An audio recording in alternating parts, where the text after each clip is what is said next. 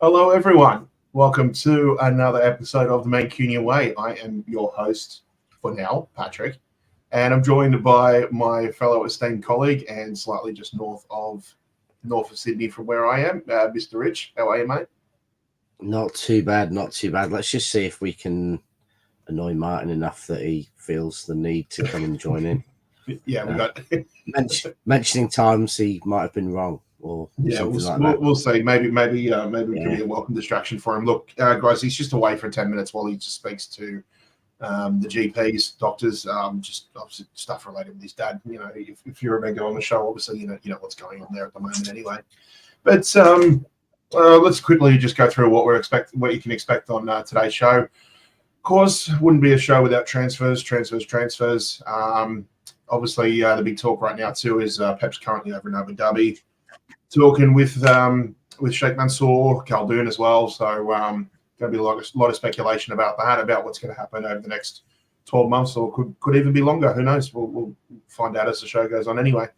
And just another thing too, we are going to also discuss recent news articles coming out about, say, FIFA want more club games abroad, which I'm sure is going to certainly roll up a few fans. They're certainly going to bring out the best in myself and Rich in terms of passion we have for the game in England and the fact that it should remain in England. But obviously we'll get to that at some point anyway. But yeah, look, we'll crack on anyway, guys. Look, I can't read any comments at the moment. Martin will go through them as soon as we get there as well too. Any super chats, any memberships, anything like that, we'll get onto them once he jumps in a few minutes' time anyway. But look, Rich, look, I don't know how much you've been watching the transfer market as much as I have, or preparing yourself for when it opens. But I don't know, slow news week, or do you think there's any sort of substance to any sort of players that we're linked to at the moment?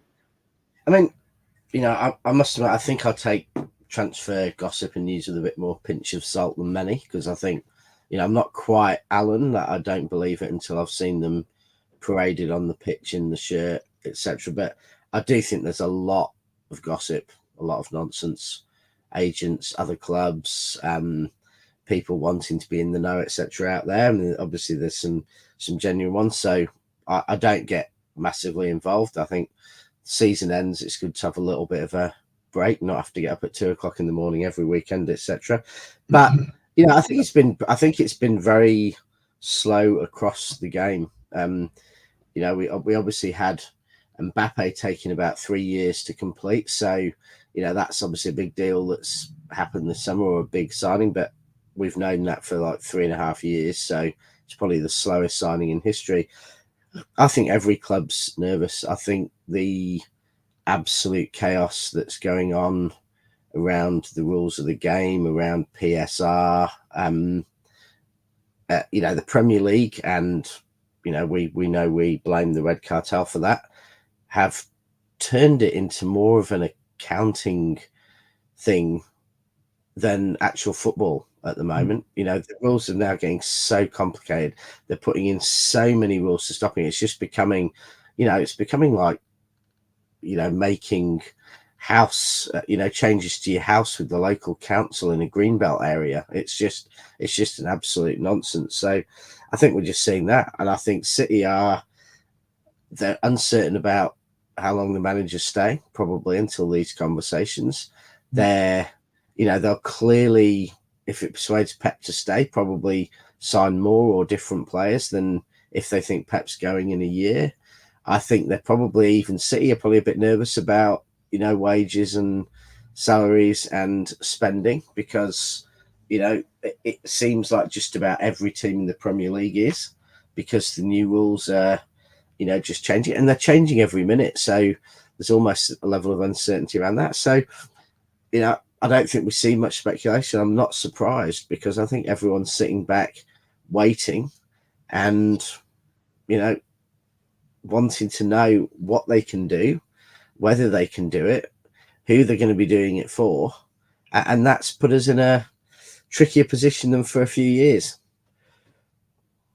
Do you think, because I get the sense that teams aren't willing to take any sort of bait in terms of any transfers at the moment, because they are concerned about what's happening financially, but you feel like do you get the sense that it almost feels like the clubs are playing almost like chicken with each other? As in, like, nobody wants to make that just signing it. I mean, the closest we've got is maybe, I think Chelsea have got Tosin on a free from Fulham, and that's about it, really. But apart from that, just nobody wants to jump yet. I know. So maybe it might be some clubs are just literally waiting for the transfer window to open or waiting for that. Well, there's a couple of factors.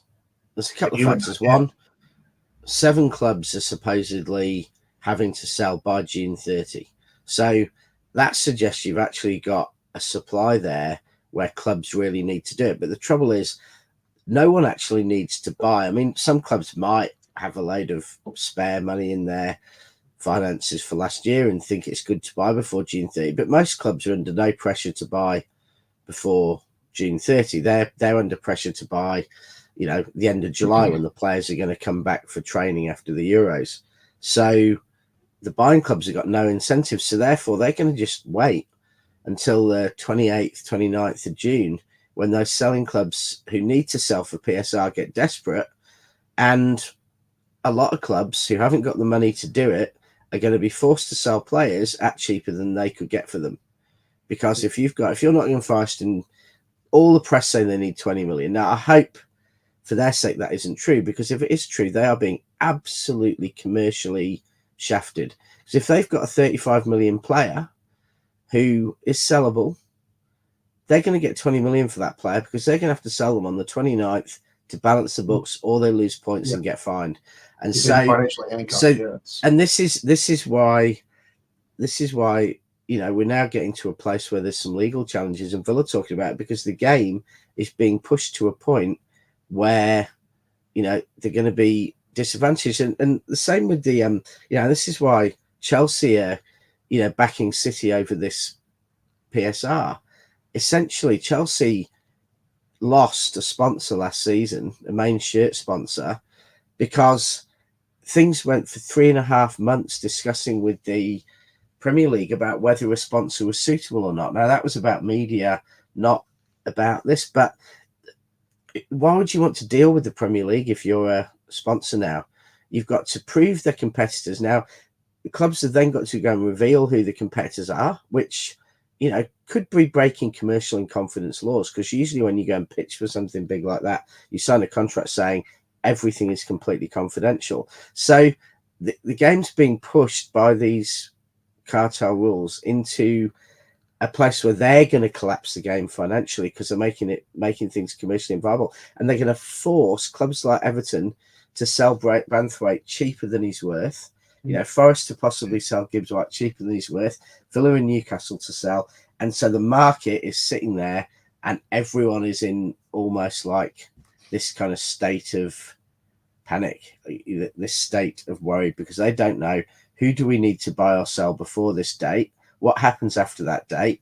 Why would I do a deal on the 15th when I can try and wait to brinksmanship and force those clubs to sell cheap? So, and what's going to happen with City's case? Is that going to be turned over? Because if you're Newcastle, you're thinking if City win, you might suddenly be 100 million better off for next season. Mad. But the only rumor I see all the time is the same rumor we've talked about for a month or two, and that's Bruno. And for me, there's a couple of no-brainer signings City have to make: a cover for Rodri, and I think a right back who can cross. And whatever happens elsewhere, leavers, joiners, do we need to sign an Alvarez replacement if he goes? I think we need to sign a right back who can cross and defend, and a centre midfielder who can play with or instead of Rodri. Do you think the transfer market might get even slower now over the next few days, given the Euros about to start as well? Yeah, well, the players won't be interested. The players are going to be. I just think we've just got to be a little bit more immune to the bullshit, basically, because I think there'll be more and more wild stories coming out when they'll be talking about certain players when it's like, hang on a sec, they're all out the pitch playing for their respective countries. So I can't.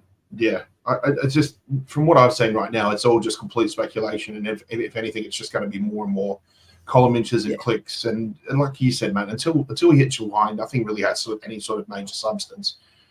Bruno might be a slightly different different, given that whole, the 100 million before the end of June. So we'll have to wait and see with that.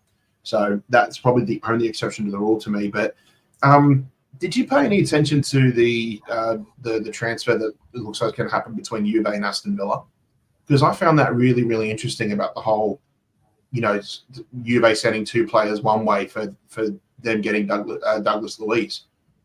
I just looked at that and I thought, well, first of all, it does seem really unfortunate for Aston Villa to sell one of their best players from last season to a European club, and then the only thing they get in return is what, Weston McKennie, one other player, and then 20 million quid. I mean, to me, that just sounds like almost like the trade market you hear in baseball or in American sports. It's a really, really bizarre one. And to me, like, you look at something like that, to me, it does feel like Villa have been forced they've had to force their hand because of these PSR rules.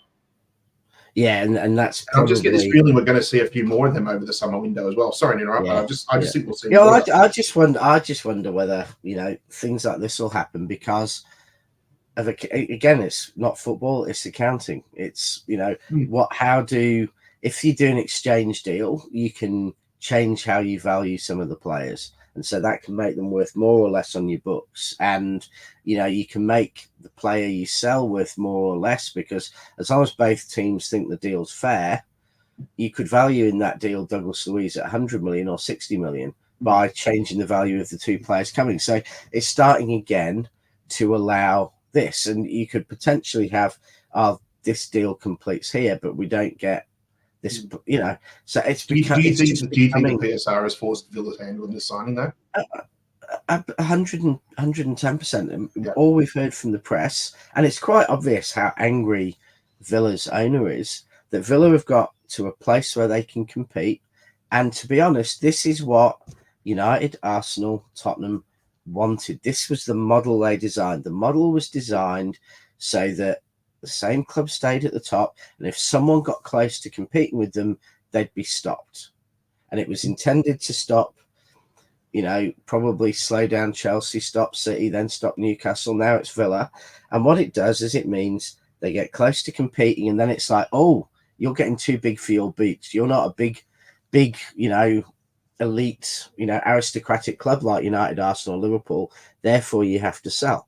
And the only people with the money, if you don't go overseas, the only people with money enough to buy those players, United, Arsenal, Liverpool. City today sit alongside United, Arsenal, Liverpool in terms of how it's working in our favour. But we know the 3 of them are pushing the Premier League to try and kick us back down to where Villa is, because that is where they see in their rightful aristocratic view of football, these clubs sit here, the others need to know their place, and they need to sit in that place, and that's what they're trying to do. And this summer, it could happen to Villa and Newcastle. Everything they dreamed of could happen to Villa and Newcastle, but I think it's going to be so obvious, it's going to blow the whole thing up, because I think other fans, you go on Twitter now, and a year ago, you would have seen 19 teams fans, pretty much United against City. You'd have seen Martin Samuel and City fans on one side and everyone else on the other. You go in now, so many fans, not just of Newcastle and Villa and Chelsea, but also, Forest and Everton, and even clubs like West Ham, seeing it for what it is, which is a cartel trying to fix the game. And in a way, it happening to Villa and Newcastle would make it so obvious. I think it might get that groundswell of support to possibly change the rules. And equally, if they've now gone illegal, then the judges and the lawyers are gonna, the barristers are gonna push them to change the rules, because it is getting so obviously, dodgy now that people can't pretend anymore. They can't stick their fingers in their ears and say, I can't help but see the irony in it too, because I think I just read somebody just posted on social media recently. There was a report saying that for United's summer transfer business, they're looking at a budget of approximately 50 to 60 million pounds plus any player sales. Yeah, so I can't help but see the irony in that, mate. You know how it is. Yeah, I'm gobsmacked that Radcliffe hasn't come publicly out on City's side, because there's all sorts of rumours he wanted to you know, Ineos Old Trafford, Ineos sponsoring United. There's, you know, he owns a sister club. There are so many things they can do. I suspect United in 6 months will be firmly in the opposite camp, but I think they can't resist a chance to kick City, and it's probably almost historical pettiness keeping them with Liverpool and Arsenal on this one than actually their own self-interest, because I think they're going to very quickly realise that this is going to, you know, not be helping them, and it's not going to be helping any of the top clubs, you know, when compared to their European brethren. You know, it's madness. That's yeah. Oh dear. Guys, yeah, apologies again if you've just joined the show. Martin is just out at the moment, just dealing with some stuff with his dad, of course. So, yeah, we'll be getting into comments, any super chats, memberships shortly when he jumps on. I just might actually quickly go through the comments myself now while we're here. Apologies, guys. So as I said, I don't have access to the comments like Martin does, so this always takes a few minutes. Yeah. Anything else interesting for you in the transfers? I mean, there certainly has been a little bit of speculation going around about, well, not speculation going around, but I think some reports have kicked off again about us being interested in Joshua Kimmich. And, you know, I was on LB's show a couple of times this week, and, you know, the discussion came up over would you prefer Bruno Guimarães from Newcastle or Joshua Kimmich. I just wanted to get an idea of who you would prefer or who you think would suit best in the squad. I think it really depends on transfer fee, because Kimmich would have to come in probably on double the wages that Bruno would, most likely, based on what he's on at Bayern. So Kimmich is a incredibly expensive option. Do you think Kimmich can demand that sort of wages at 29 years of age? Do you think he can if he goes to a new club? Yeah, he's on those wages. So what? Honestly, if you're him and you're on 350k a week, or whatever he's rumored to be on, and why would you move now? I mean, he can move in a year for free, get a signing on fee of 40 million pounds or whatever, or huge wages. I don't see that someone is going to put up the money to make it worth Kimmich moving with a year to go on his contract. And Bayern, maybe they would sell him cheap, but honestly, I think he would have to be sold at a sort of 15-20 million fee. Yeah, the reports are around about 25 million euro or something. Yeah, I think it would have to be that or less for someone like City to even consider it. And for him to consider it, because he's not going to want to lose wages, so he's going to want to go somewhere where they're going to pay him, you know, that sort of level wages. So for me, Bruno is a much easier deal. It costs more up front, but you know the fee. He's 4 years younger, and you're not going to have to pay him Kevin De Bruyne wages. You know, I'm also, you know, well, what's Bruno's wages at Newcastle? Let me have a look. I imagine he's in the, you know, low 100. That's what I'm thinking too. Yeah. Yeah, I don't know that, but you've got. So I just think, and the other thing, you know, I said this previously on the show, is that the only thing I worry about a little bit is I'd rather be signing this backup for Rodri and player to play alongside Rodri who's younger than Rodri. If you go and sign someone who's older than Rodri, it seems you're just punting a problem a year or two down the road rather than actually strategically thinking about your club over the next 5-10 years. Right. According to this, Bruno's on about 8.3 million US per year, which is pounds. That's about that. That'd be about 100k a week or something. Yeah, that sounds about right. Yeah, 10. Yeah. So you know, even if he gets a big pay rise, you know, 50% pay rise or something, he'll still be on less than half that Kimmich will get. So you probably are, you know, you're talking 30 million wages. So Bruno might cost more, but he's what, 25? Is he now? 26. 26. So he's, you're bringing in someone who you can be very confident has got 6 years, or so at that level, as opposed to Kimmich, where you'd say you've got 3 years less.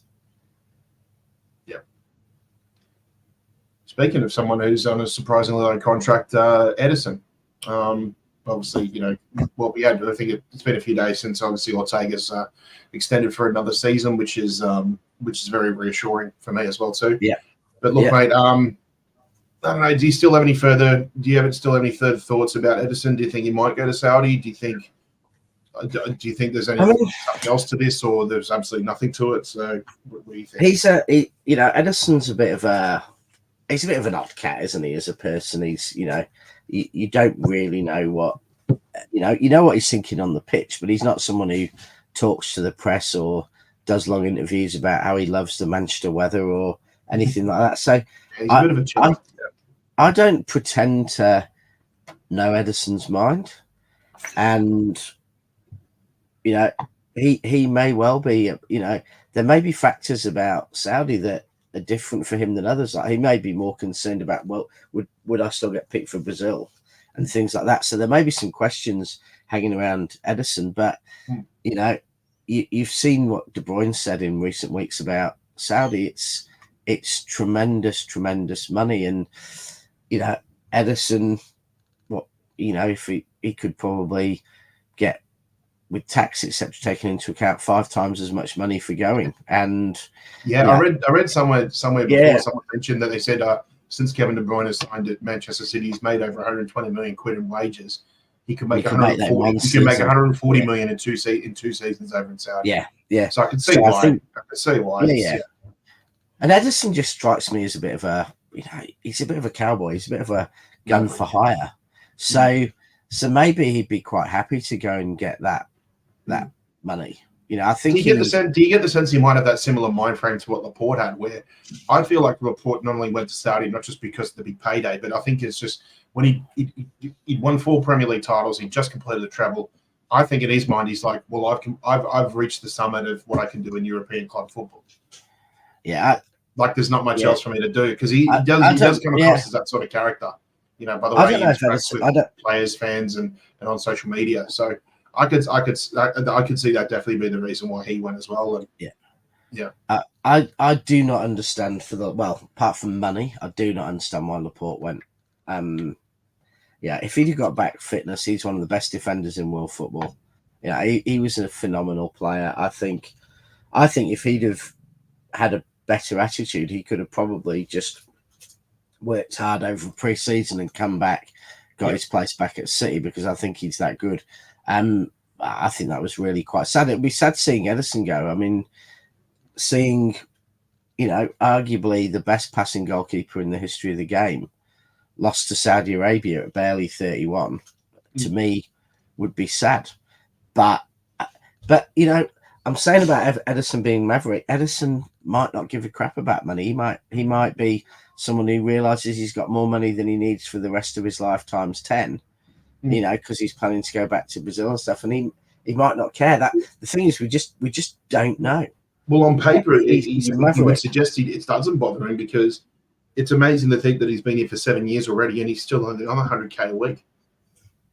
When you've got players who've been there the same length of time that he has, and within 2 years they've already doubled or tripled their salary. But that will make him one of the top 10 paid goalkeepers in the world, probably. I mean, he's not even in the top 12 or 15 right now on his salary.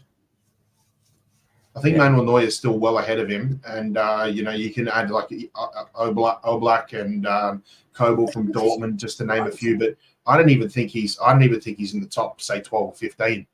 I think LB posted that a few days ago after the Ortega contract signing. He's nowhere near like the big payday keepers, which is remarkable. It's just, but there aren't that many big payday keepers though. It's not, I know we had our friend across town on 400 grand a week who was, who hasn't found a job in 12 months because he's asking for a third of what he was on at United apparently, and no one will go near it. But yeah, I don't pretend to know on Ederson. I wouldn't be surprised tomorrow if a Saudi deal was announced, but I wouldn't be surprised if a 5-year renewal at City was announced. I think, I still kind of think he'll be in goal for us next season. I also think so. I also think so. This seems to happen. This seems to happen every transfer window. Whenever, the Portuguese super agent, what's his name, Jorge Mendes, is in town to try and renew contracts or look at trying to transfer some of these players. There's always one or two Portuguese players, maybe not necessarily from City, but from some of the big clubs in the Premier League, that always seem to have like a big headline around them, like will they stay or will they go? To me, it looks like that's Ederson. Ederson's basically one of those ones that's got one of those headlines at the moment. So it could easily just be that Jorge Mendes might be in just to try and put a little bit of pressure on City to try and renew his contract, maybe get his salary up a little bit. Otherwise, if he doesn't, then he certainly does what agents are supposed to do, and that's put your players in the shop window. So we'll just have to wait and see what happens to that. And let's not forget there was a big message from City to Eddie when Ortega renewed. Tricky said the best second goalkeeper in the world. So that is a message, to Ederson that he is today considered the number one goalkeeper still. Pep said it himself, so he's got that. And if Ederson goes, the big dilemma then will be: do City bring in someone to go over Ortega's head as number one and make the signing? Because if we sign anyone, they're going to be saying, "Am I number one? Am I number one?" Yeah. The question then becomes: can they or are they even remotely as good as what Ederson brings to the squad? That's the big question for me. Or does Ortega get number one, and then if we go out to market saying we want to sign a backup to Ortega, you're going to there's 50 goalkeepers who aren't going to be interested. That's the reason why that's the reason why a lot of us on all channels have said sometimes the second choice keeper market can be the most difficult market to actually get the right sort of pieces in place. So, you look now at when we signed Ortega back in 2022, and you realise now just what a damn good second choice keeper you've got. You just realise that, the joy of riches, the joy of versatility, and the fact that one keeper is better than the other for certain things, and it's such a good dilemma to have basically. But I think if Ederson was to leave, it would create a big hole and it would create a very, very complicated sort of situation for the club as to whether Ortega should be first choice. And let's be honest, I think most people in the chat would agree he's good enough to start in at least 3/4 of the Premier League sides, at least. Yeah, no, I think he's good enough to start in every Premier League side because he started for City with the best side. So, I'd say he's good enough to start in any of them. But the question is he the best who could start in any of them? And that's the thing. We need to see, you need to see a keeper over 38 league games to really get their measure, because there's plenty, I've seen this in City over the lifetime, plenty of goalkeepers who come in and you think for 5 games they're amazing.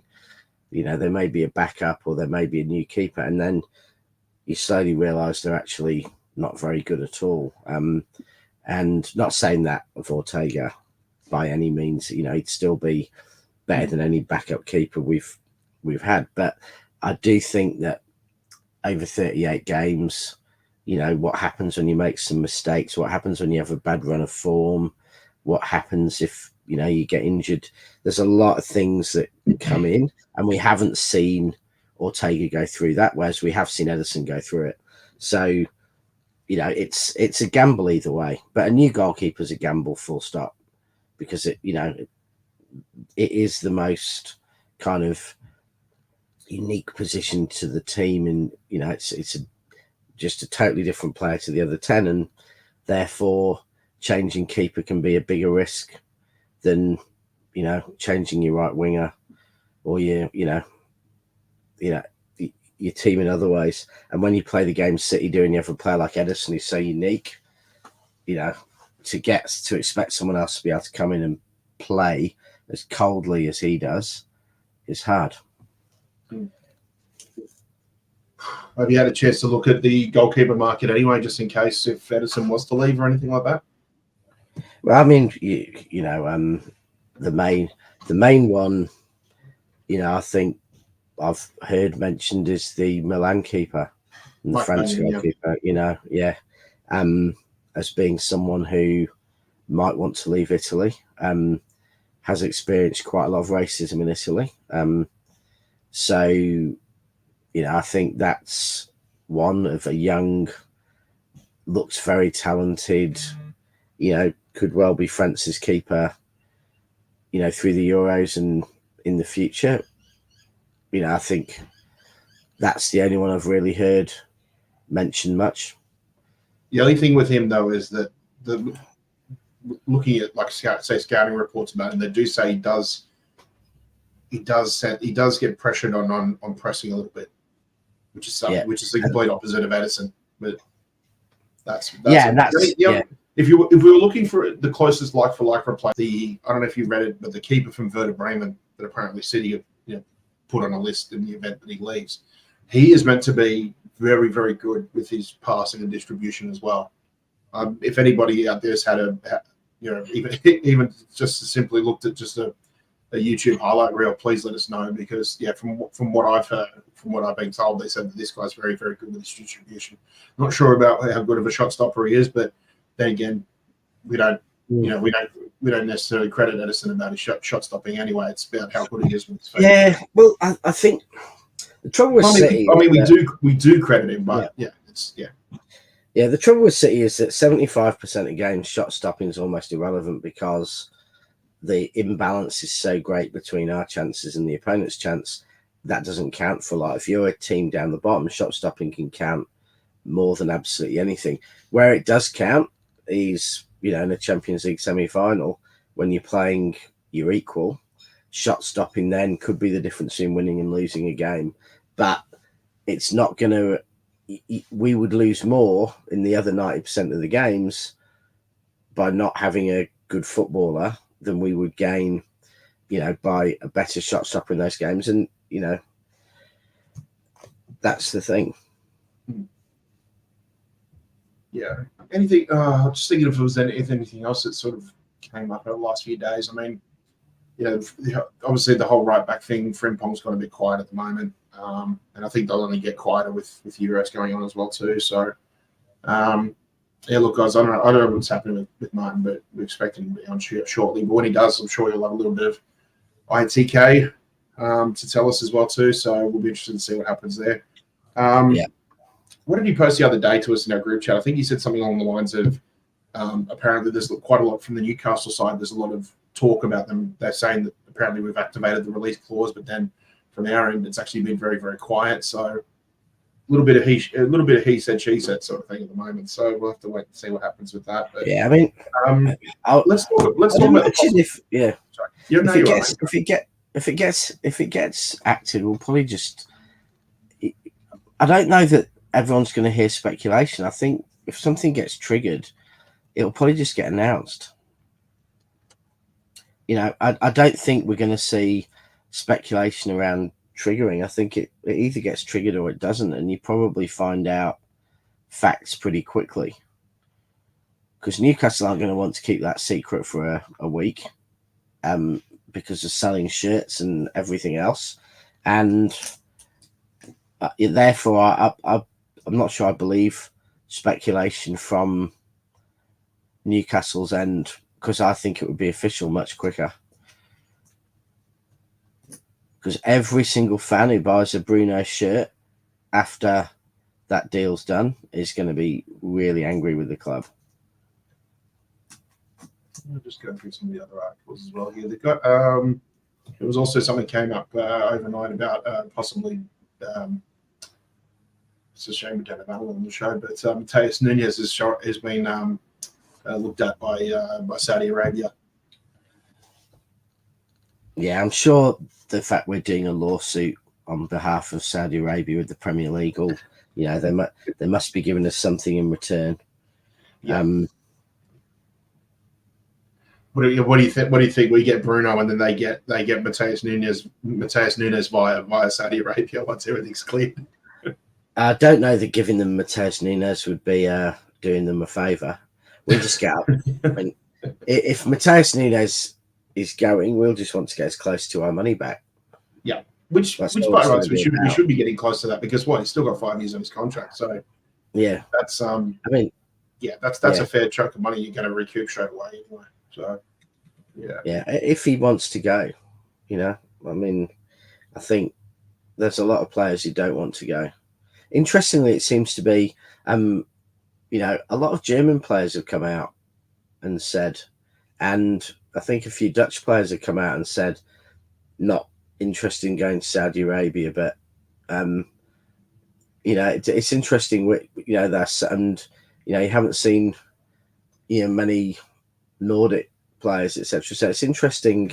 There does seem to be, you know, whether it's cultural, whether it's political, whatever, some definite tendencies for some players from some countries not to go, and others to be very, very prevalent there.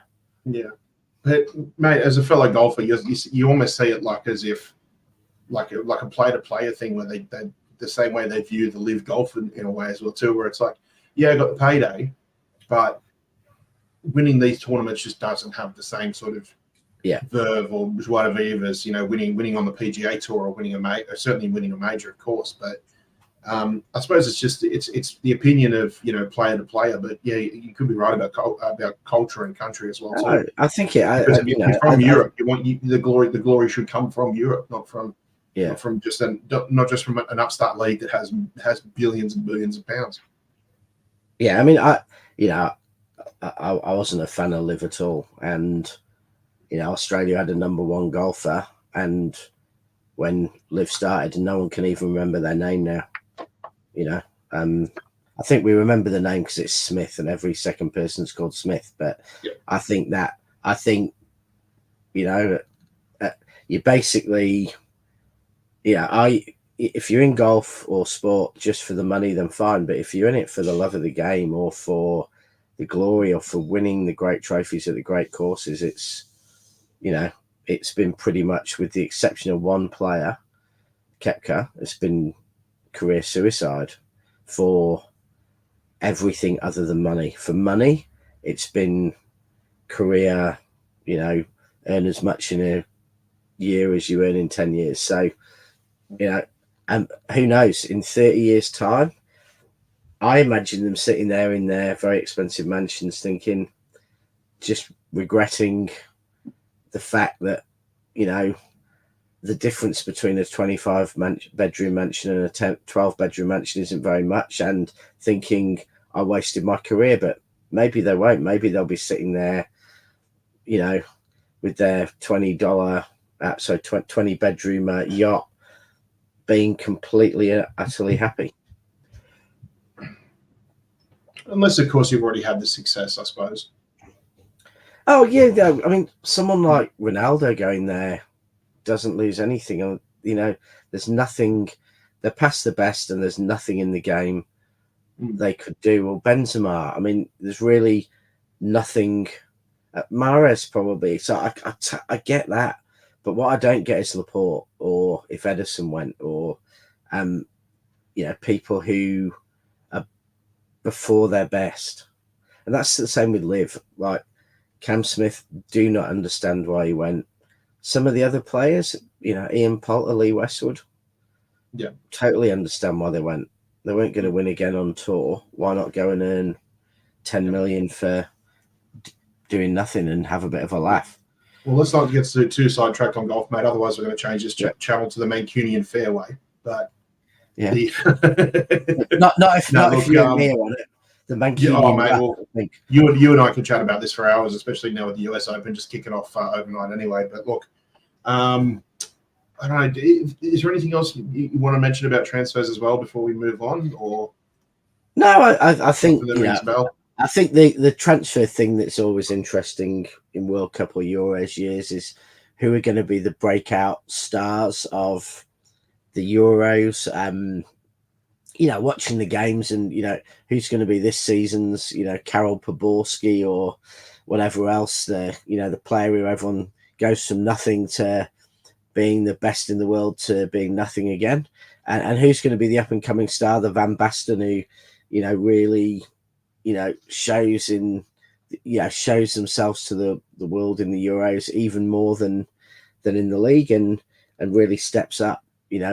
Are City going to sign someone based on what happens in the Euros, or are we now too mature and stable a club that we don't sign anyone that we haven't been watching for 18 months and scouting for about 3 years?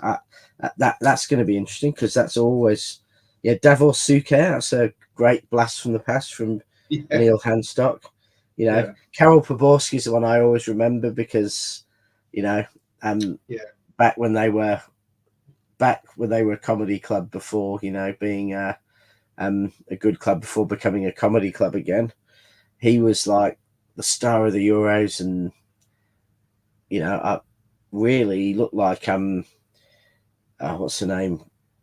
Looked a bit like a cross between Deirdre and Gail from Coronation Street, and played a bit like a cross between Deirdre and Gail from Coronation Street, from what I remember. Oh dear. So we'll see. I've hardly ever watched Korea in my life, yet somehow I remember those characters. I watched it for. I'll just quickly go through the comments here, mate. Because some people are getting a bit restless. Again, we're still waiting for Martin to come back. As we mentioned at the top of the show, he's just dealing with just some things with his dad at the moment. So he'll explain more when he gets here. But obviously, when it's related to his dad, we'll just have to give him just the time and space he needs anyway. Let's see who's in today. Of course, DC, good to have you on again, love. Hope you're well. Danny, good to see you, mate. Julie, some redesign section, good to see you, mate. Connor's in. Caribbean Racers in. Good to see you, mate. Ed's Mancunian Therapy's in the building. Good to see you, mate. Cade's in. Ray Fernley, good to see you, mate. Who else was there? I said hello, Connor. Yep, Connor's in. Just the usual suspects. John Grogan's as well too. Good to see you, mate. Thanks to everybody for coming in. Neil Handstock's in as well too. Okay, good to see you in, mate. That's good. Hope everybody's doing well out there anyway. Yeah, look, again, we're just just chatting about what's good at the moment until Martin gets in here. I'm sure he'll have a little bit more to add, a little bit more to discuss. But look, I think before we wrap up in terms of transfers, mate, I might get your predictions on what you think might happen actually between now and when the season starts. And I'm gonna do this by rolling into the next topic, which is obviously, Pep over in Abu Dhabi at the moment with Khaldoon and Mansour and Cheeky and all that. So if Pep was to extend for another year or two, who can you see coming through the door? Who can you see going out? Even if it's just based on coach or just what you think is more likely to happen. Yeah. So what do I think might happen? I think De Bruyne will be at City next year. I'm not sure whether he's going to renew or not, but I don't see Saudi paying us a large amount of money now when they could get him for free in a year and just offer him extra money. So I kind of think if De Bruyne goes to Saudi, he goes in a year's time and he goes on a free and he has one last season with Guardiola, to try and get another. So you don't think he'll extend? I'm not sure if he'll extend or not. And I think his extension will go into next season and will probably depend how he plays between, how he starts the season, how things go for Belgium, how he's feeling next season.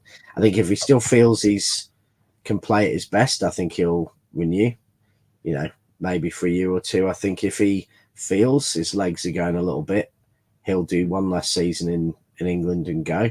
Do you think his longevity is key if he decides to hang up his boots internationally? Maybe this Euro might be his last internationals.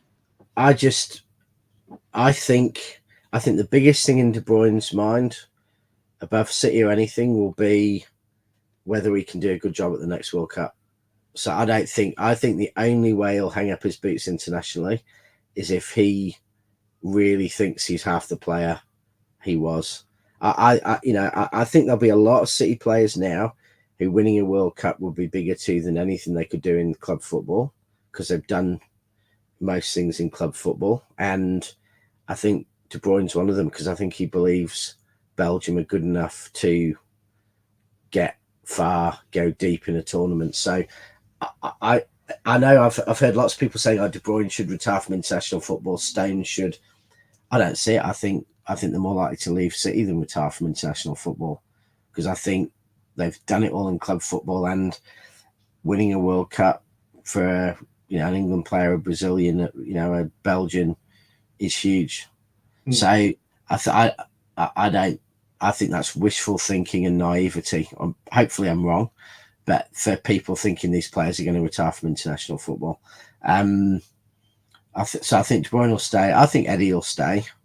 But that's just a gut feeling. I've got absolutely no common sense or good reason or anything behind that opinion. So I think we have to sign a right back who can cross. I think whether Guardiola's going or whether Guardiola's not going, that's, to me, a glaring gap in our team this season. And with Walker coming up to 35 next season, it has to be done. And we have to sign,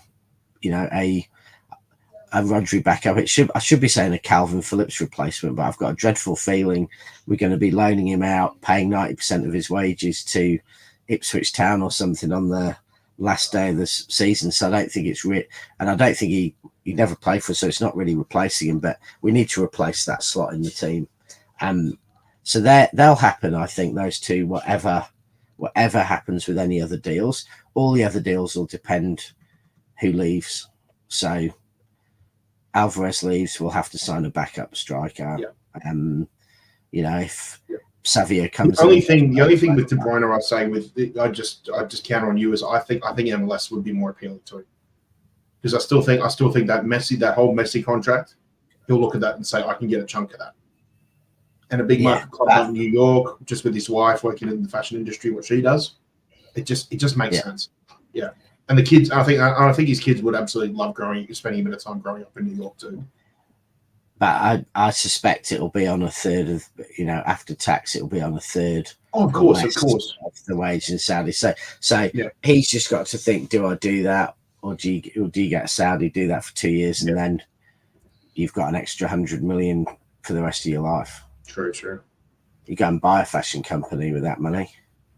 Just quickly, you got in the comments there. Ray Fernley just asked, look, mate, I'll be, USA, I'll be at the preseason, mate. I'll be there for New York, Orlando with Martin, and I'll be there for the last one in Columbus as well. So if you're going to be there, mate, please get in touch with us, because, anybody out there that's going to be at preseason, please get in touch with us, because we'll be around for sure.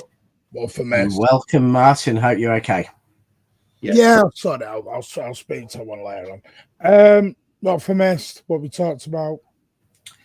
We've rambled on about the transfer market being a bit of a mess, because half the clubs have got to sell someone, and therefore no one wants to buy them because they want to get them cheap, and how PSR and everything else is sending the game into absolute chaos. And updates. I was going to say, I think it's good that this show's always at the end of the week, because then we give everybody else to just absolutely hype it up, and us to just say, it's a slow news week. Calvin Phillips, Fulham are interested. That's true. As in a loan or an actual they want to buy? Pending, don't know, but Fulham have got an interest. Obviously, Paulinho's going to Bayern. Yep. I don't know. So someone's going to come at me in a minute and go, how do you know? No one is rich. You coming back, though? Yeah. Right. I'm just going to Bruno Guimarães will happen. will happen. There was no bid from Manchester City. City did not trigger the release clause. From what I got told, somebody went very early on that. City have triggered. I've got a feeling the conversation's probably gone. City are going to trigger the release clause. And then it's changed to City have triggered the release clause. City will. I cannot say how or why, because, and it's not even come from my usual source. It's not even Manchester City side, but I'm confident that I think Bruno happens. Yeah, and this release clause is still, it's in effect until the 24th, I think. So we've got the best part of 10, 11 days. Nunez is, like I said last week, he has got the offer on from Saudi. We just spoke about that briefly before. It will be his decision whether he goes out there. Yeah. If he was to go, I think obviously City would be looking to recoup as close to 50 million as they can, can't they? How do I know? That's not fair. That was funny, John. That was hilarious. I haven't had a chance to read any of the comments, mate. So if you want to go ahead and just Gavardio, there's loads, and I do apologize. No, it's not a here we go, but because I'm not doing that, I ain't getting clips up. Because listen, transfers can always stop, can't they? Yes, I do. Yes, I'm 90, and listen, this is just my opinion. I'm 90% confident Bruno Guimarães will be a Manchester City player at the end of the window. We quickly mentioned at the top of the show about, I think for starters, we just told everyone just to put the brakes on it because, again, this is a slow news week sort of time of year when it comes to transfers, a lot of speculation. But obviously the big talk is, of course, nobody wants to sort of, jump the gun yet in terms of a big signing, because I think with everything that's going on right now with the ATP, APT, whatever it is, the arbitration hearing and things like that as well. But with everything going on with that, do you think that was a big factor in how Aston Villa was sort of forced with Juventus to basically do a swap deal? Because if none of this PSR stuff or this APT stuff is going on right now, first of all, I don't think Aston Villa sell, and if they have to sell, I think it's just a straight player for cash. No, none of this like sending two players the other way. To me, it was a bit of a weird sign. I mean, I want to say it's a weird signing, but then again, given the financial state of a lot of clubs in continental Europe at the moment, I kind of understand it. But also to me, it speaks as much about what Aston Villa have been forced to do, as much as it is about cost cutting from European clubs. Because I mean, when was the last time you really saw any sort of like play at like a direct sort of spot deal? The closest we've come is just basically saying, right, you send money for this player, and then we'll send it. You send this player, plus we'll send. Yeah, I don't think you're going to see loads of them. You got to remember Villa. No. But to me, it reflects as much on Aston Villa, given what's happening right now. As much as it is about what Juventus are doing, because like most European clubs, do you know what it is, Pat? Aston Villa didn't have time to sit and negotiate for 3 weeks. They needed the guy gone.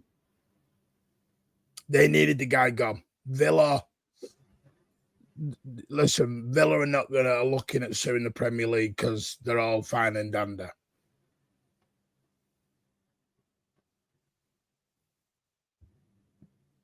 So don't forget as well too. We get a sell on from. I'm not sure if we do. I'm not sure if we do at the moment because of the way the deal's been structured. Don't we still get a percentage of the money that Juventus still send them anyway? It depends. Because it's 60. It was valued at 65 million euro. Yeah. They've sent Weston McKennie, who's about 25 million to Villa. That other guy, Sammy, whatever his name is, he's about 20 million plus an additional 20 million in cash on top of that. It's hard though, because then you're going that player worth, and that this is what I mean. It's not. It's like the James Trafford deal. Newcastle are actually buying him for a lot cheaper than we sold him to Burnley for. Yeah. So Burnley are actually making a loss on the player. They're making a loss on him. Plus, they've got to give us £3 million out of the deal. Yeah. That's not the greatest deal in the world from a Burnley No. point of view. But that's the problem. Theo Hernandez, he is on the list, but not for this season. I'd say that's potentially more Luke for next summer. Subi City said that means we have total agreement. What I got told, the agreement got done weeks ago. It was never about does Bruno want to come to City. It was about will City trigger the release clause.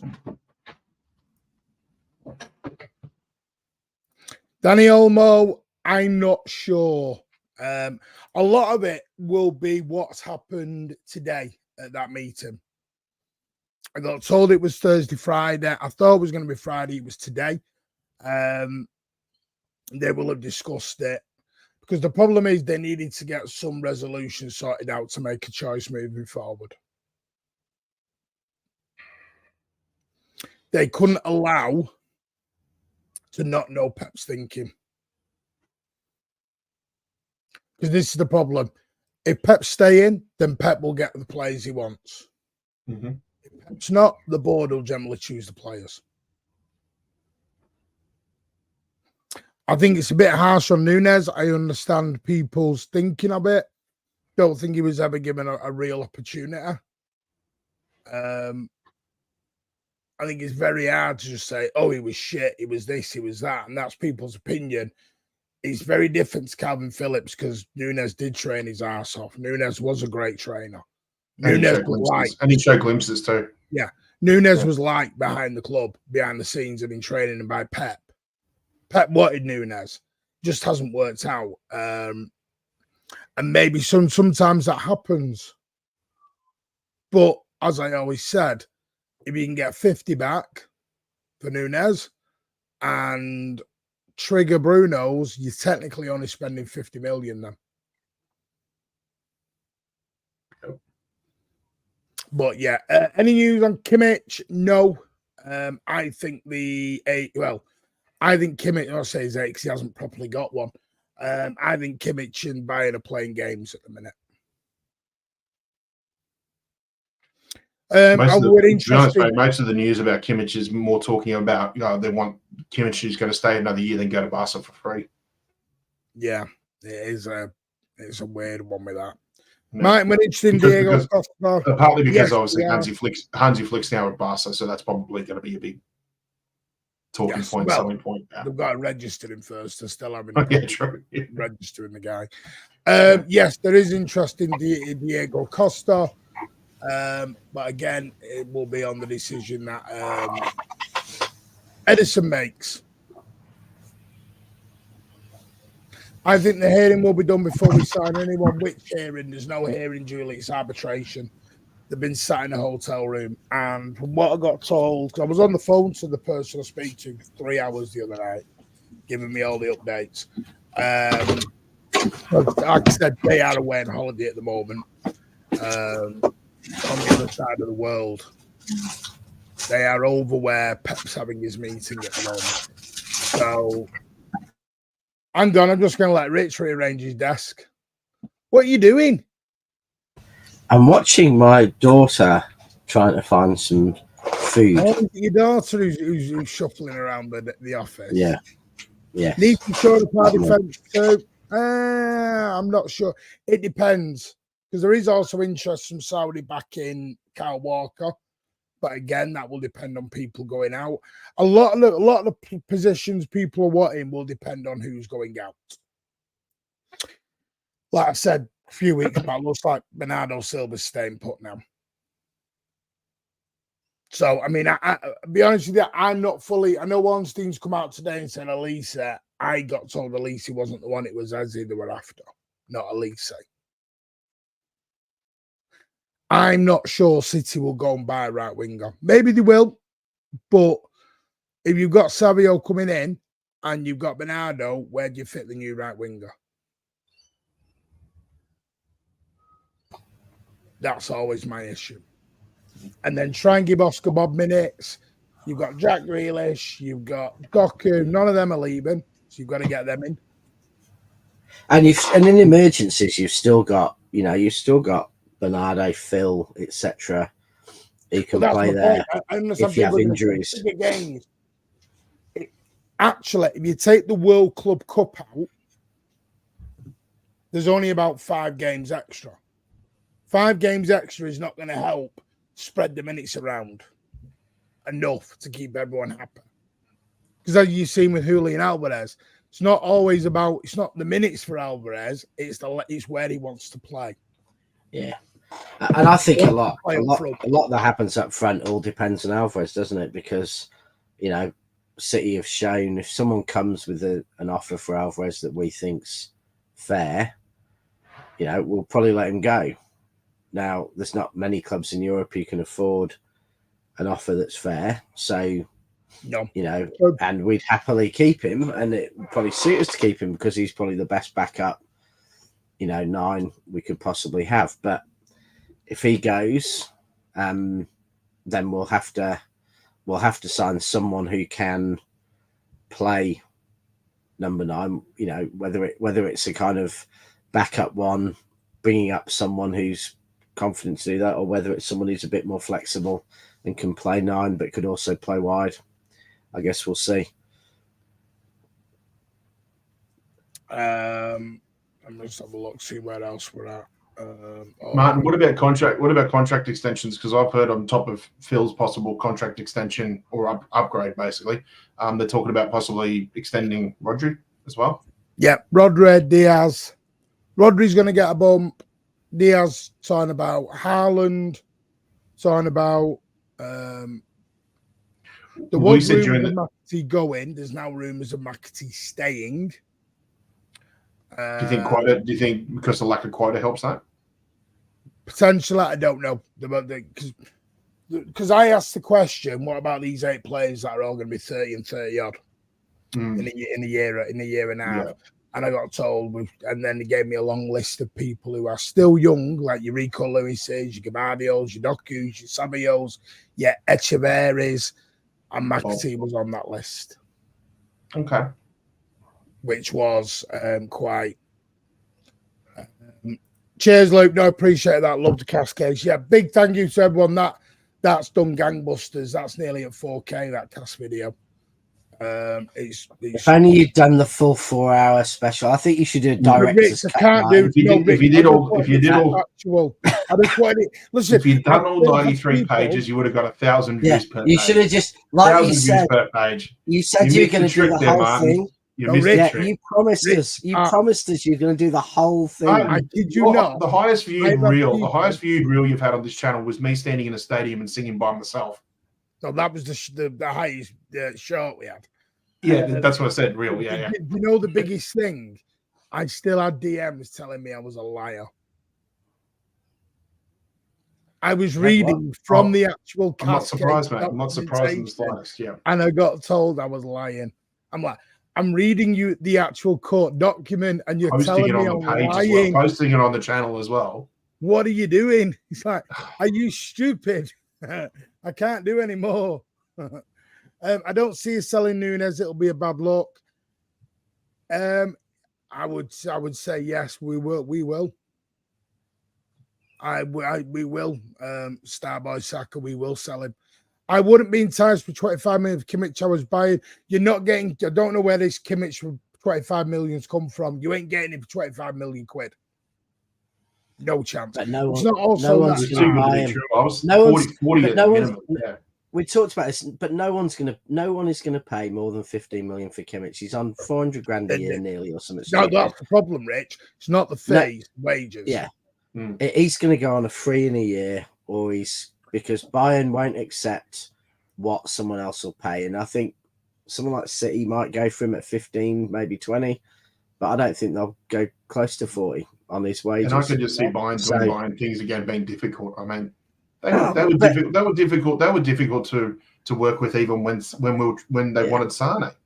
It's not just Bayern things. Difficult to work with when they want your player. They're even worse when you want one of their players. Yeah, Bayern will probably say, "Fine, you can go. We want 40 million. You take half your wages." And Kimmich will say, "Well, I don't want to lose any wages." And the Bayern club's going to say, "Well, we're not going to pay you those wages and pay a big fee." So he'll go in a year on a free. Yeah. Louis Bloxham, thank you for renewing your membership for the 5th month. That is very kind of you. Thank you so much. And Sasatwick, thank you for your $5 Canadian, mate. Really do appreciate it. It's very, very generous. Hey, what's up, guys? I'm a lifelong blue. Thank you so much, mate. Appreciate that support. Yeah, Foden's going to get a bump. He's going to go up to roughly around 375 grand a week. Rodri's contract renewal, Diaz contract renewal, Haaland contract renewal. They're trying to tie Ederson down. Ortega's is signed, no release clause. So there was no release clause. Okay. No release clause with Ortega's.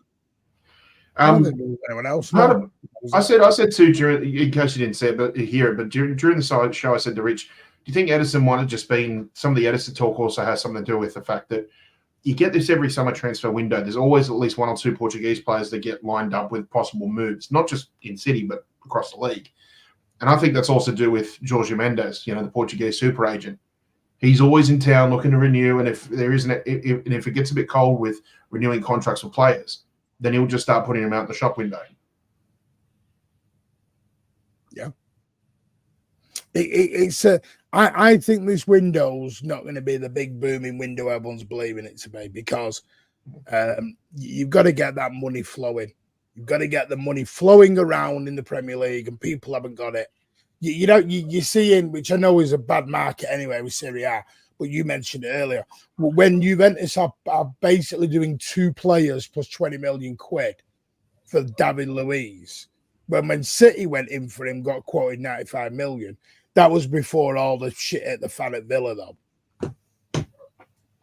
It's now becoming a deterrent to qualify for the Champions League.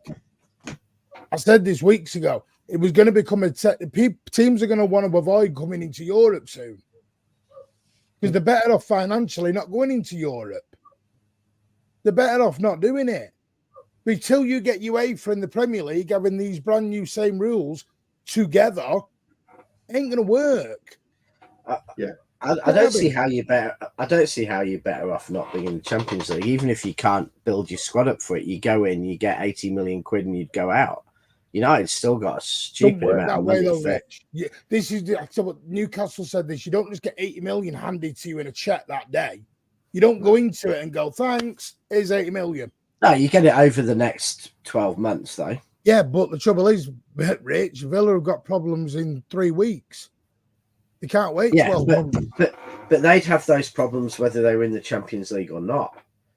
No, because it's down to this new anchor.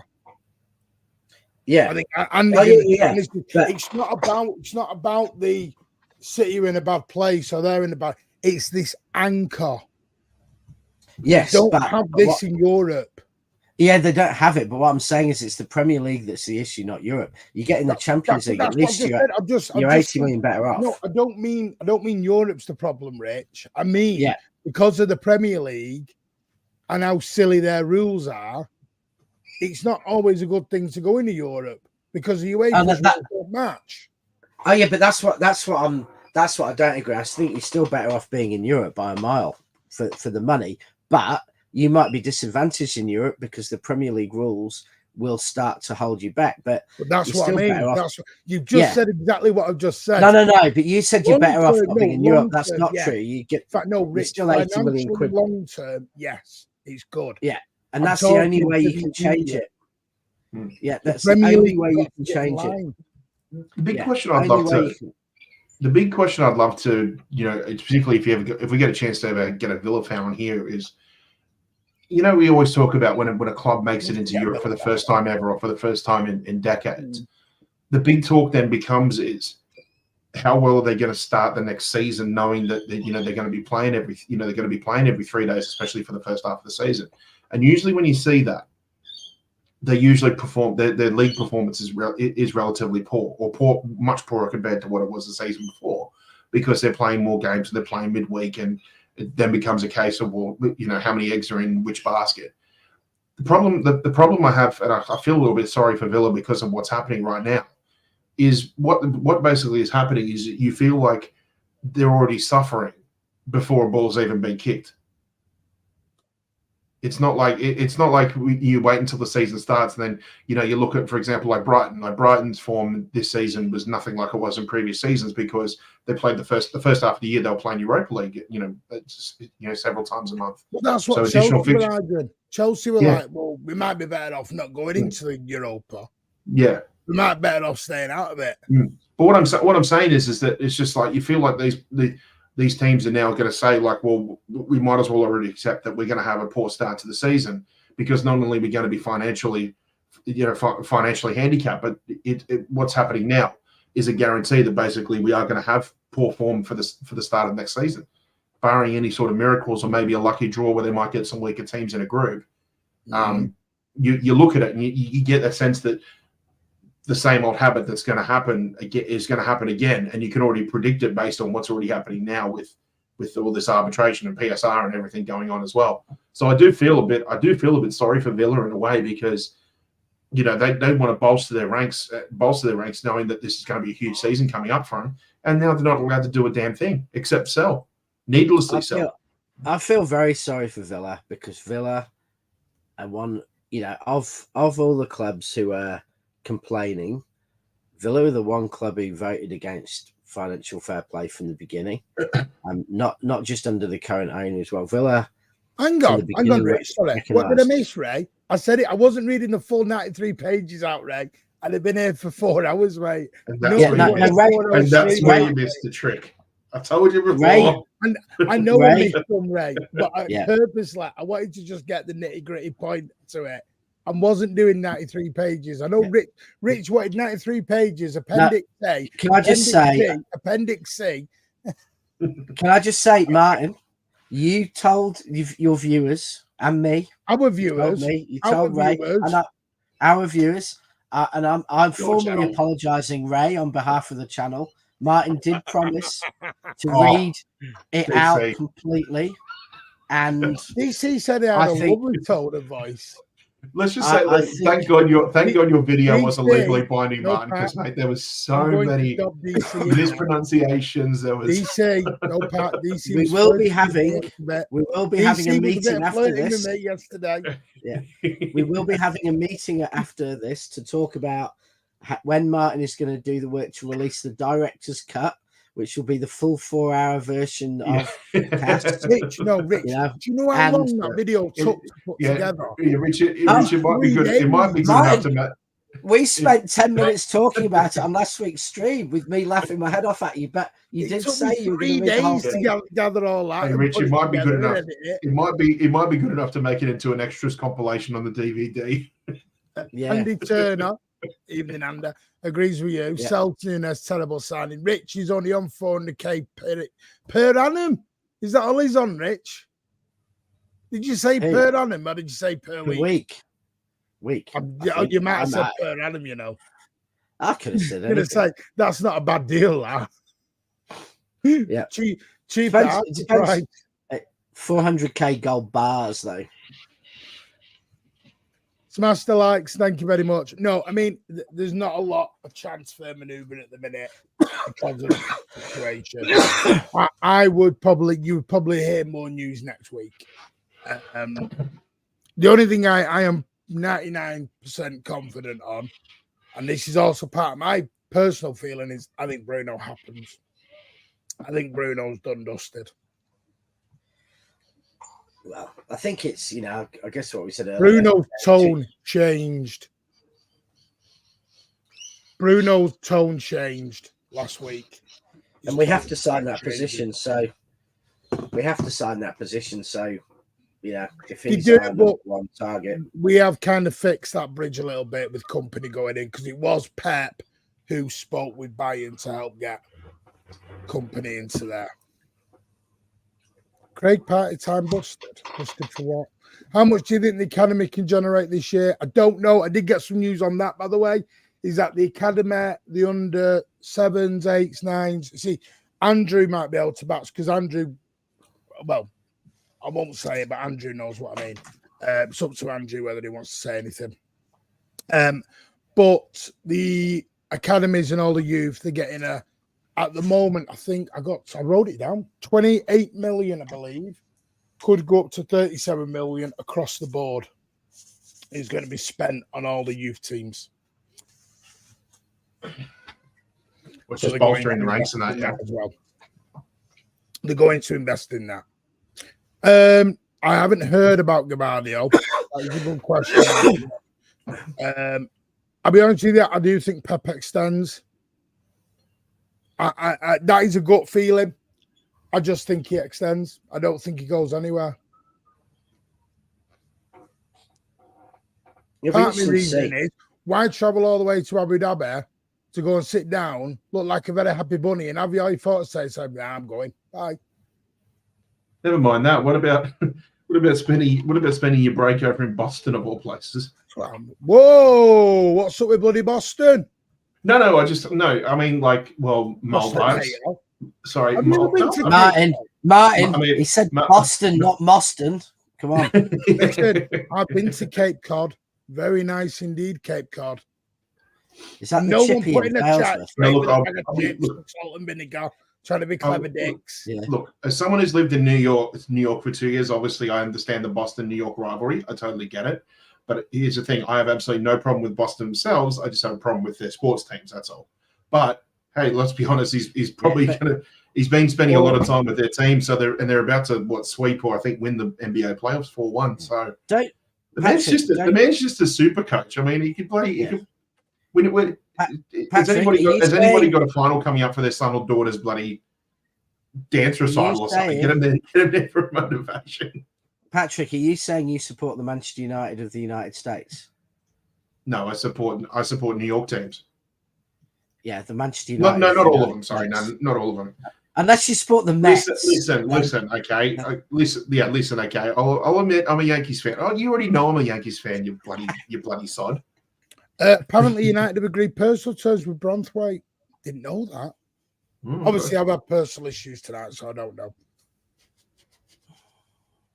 And you know what? That we're going to see with Branthwaite, they're not going to get what he's worth because they're going to have to sell. Well, they're on the verge of the takeover, Rich. If they get their Saudi investment. Yeah, but by the way, Oil Brothers, we're all coming in now with the Oil Brothers. Oil Brothers taking over the league. Let's go. Well, I mean, Oil Brothers unite. The Oil Brothers have taken a third of United, so they'll be you know, that's the Failsworth Oil Brothers. But I mean, yeah, United are an oil club now. It's totally corrupt system, and City's takeover expose the red cartel for what it is. At this point, if they persist with these sham rules, we should withdraw from the league. I don't think they'll do that. No. Because you're giving the American owners what they want. See, look, DC's throwing the kisses out here, Pat. Listen, I think Pat, we're starting to news, mate. You're out the door. You're yesterday's chip paper. What is it with you and chippy teas? Oh, sorry. Right. Anyway, I'm going to move on to that because I don't have loads. A1, thank you, by the way. Oh, Mark Harris has gifted 5 memberships. Thank you so much. Appreciate that. I am a bit flustered at the minute. I apologize. I'm a bit all over the place because I've my head somewhere else, but I'm here and I'm staying here for as long as we need to. So I do apologize. I sound a bit all over the shop. It's not very professional of me. I do apologize. A1M member for 12 months. Thank you so much as well. But Mark and A1, as well as Louis, thank you for your generosity as always. Really is appreciated. And Saswick there with the $5 Canadian. Legends, all of you, as you all are in. You just copied and pasted it, Martin. Who did? No, I didn't. I had to go in and look for it page by page. And I have 57 slides, Ray. 57 slides I had in the end. Should have been at least 120. I had Apologies, to speak Ray. I spoke with Stefan Bodston on DM to say whether I could use his slides with permission, because you've got to have manners. But thank you very much, Stefan, for allowing us to do that. Chambers, we're starting heat as we get through the Euros. Exactly. Listen, I'm calm as anything. Yeah, everyone thank Mark Harris for that. No, Cade, there won't be, mate. I've got family stuff to deal with. but they will be over the weekend, I promise you. Pep will do 10 years total, maybe. Pep's 6-year extension will be there. I don't think he's getting 6 years, mate. Bernardo was telling Neves to join him at City last week. He was, as wasn't the only one within the City camp as well, suggesting he's staying. Yes, I think Bernardo's staying, and at least it's Chelsea is what he saw. Right, let's go on to the next part. What to talk about? Infantino.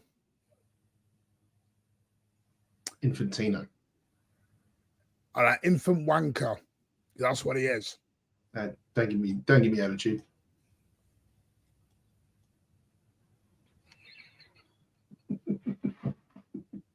Spell it.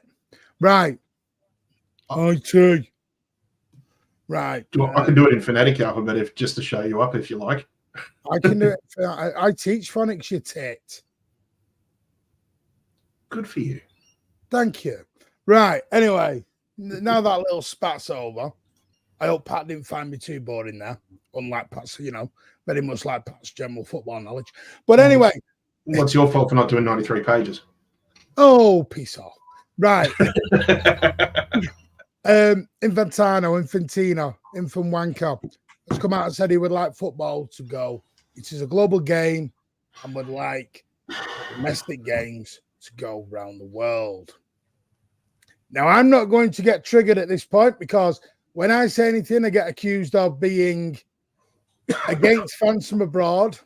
So what I'm going to do is Martin is going to shut up and you are going to listen to two City fans from abroad. I think this is, Infantino, I guess he's saying it because Liverpool's owner was out talking about this on the record this week. So Liverpool have said they'd like to see games played in America. I think, to me, just go back purely to the sporting things is that, firstly, don't touch the leagues. The leagues are the country or countries they're in. They are, fans have season tickets. They go year after year after year. It's about, it's 160 years of tradition in it. It's like, don't take them elsewhere. But Liverpool want it because it's worth money to them and people want to fight. And I bet you if you ask the owners in the Premier League, probably 75% of them would want this to happen. But, we've got to try and stop it happening because it's too much football already. There's too much travel. There's and just adding this into the games is, it's just more injuries, more tired players, less high quality football.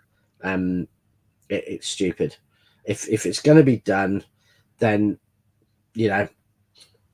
have it in the Champions League if you're going to do it, because you're already traveling. If you play City, you're going to travel to Naples for a game. I mean, it would be disgraceful not to have that game at Naples or at City, but at least it's not quite as disruptive. But don't touch the Premier League. Don't do that. It's not good for the players. It's purely about money, and you can. Sorry, I've just got an amazing text. Carry on. Yeah. Okay. You want me to read it out? I can read it out. He won £10.50 on the lottery. As of today, Bruno. Bruno 98% done. Right. Carry on. So the Newcastle rumours might have had some truth. There we go. No, I said that. Yeah. No, you didn't listen to. Was he here when I said it? No, I wasn't. I was off organising. I said on that, I'm sorry, we just totally took a left turn and you turned it back. I think someone's misconstrued. I think what's been said is City are going to trigger the release clause. And you know how Chinese whispers goes on? And it changed to 10 minutes later. City have triggered it. No, City are going to trigger. But anyway, carry on, Rich. And then we're going to give Newcastle a present back the next day of ripping up the rules and sponsorship quadruple overnight. But yeah, so let's not move the game. Let's just, I think honestly what football needs now is a focus actually on reducing the number of games, reducing the amount of travel, because in a desperate attempt to make, internationally and at club, because I actually think, and this is as a lifelong lover of football, I think we are playing too much. I think it's starting to impact the quality. I think, at the end of the Premier League season, City and Arsenal were pretty good and they peaked, but everyone, a lot of teams really dropped off at the end of the season because they're playing too much football. And let's play a bit less. Let's play better quality football, but a little bit less of it. And that's why the new Champions League and the competition to play the most games is wrong. And I do think we're going to see the Premier League shrink. I have a feeling what we're going to see, not the Super League, is I think we're going to see a move to maybe shrink the Premier League to fewer teams and more games between the big teams. I'm going to have to be very rude and interrupt you again, but Danny MCFC is being a very naughty boy. How can you be a Northerner or even a Mancunian, Danny? Not like a bit of D&B. I prefer Vinto. I mean, yeah, I'll take fizzy or cordial.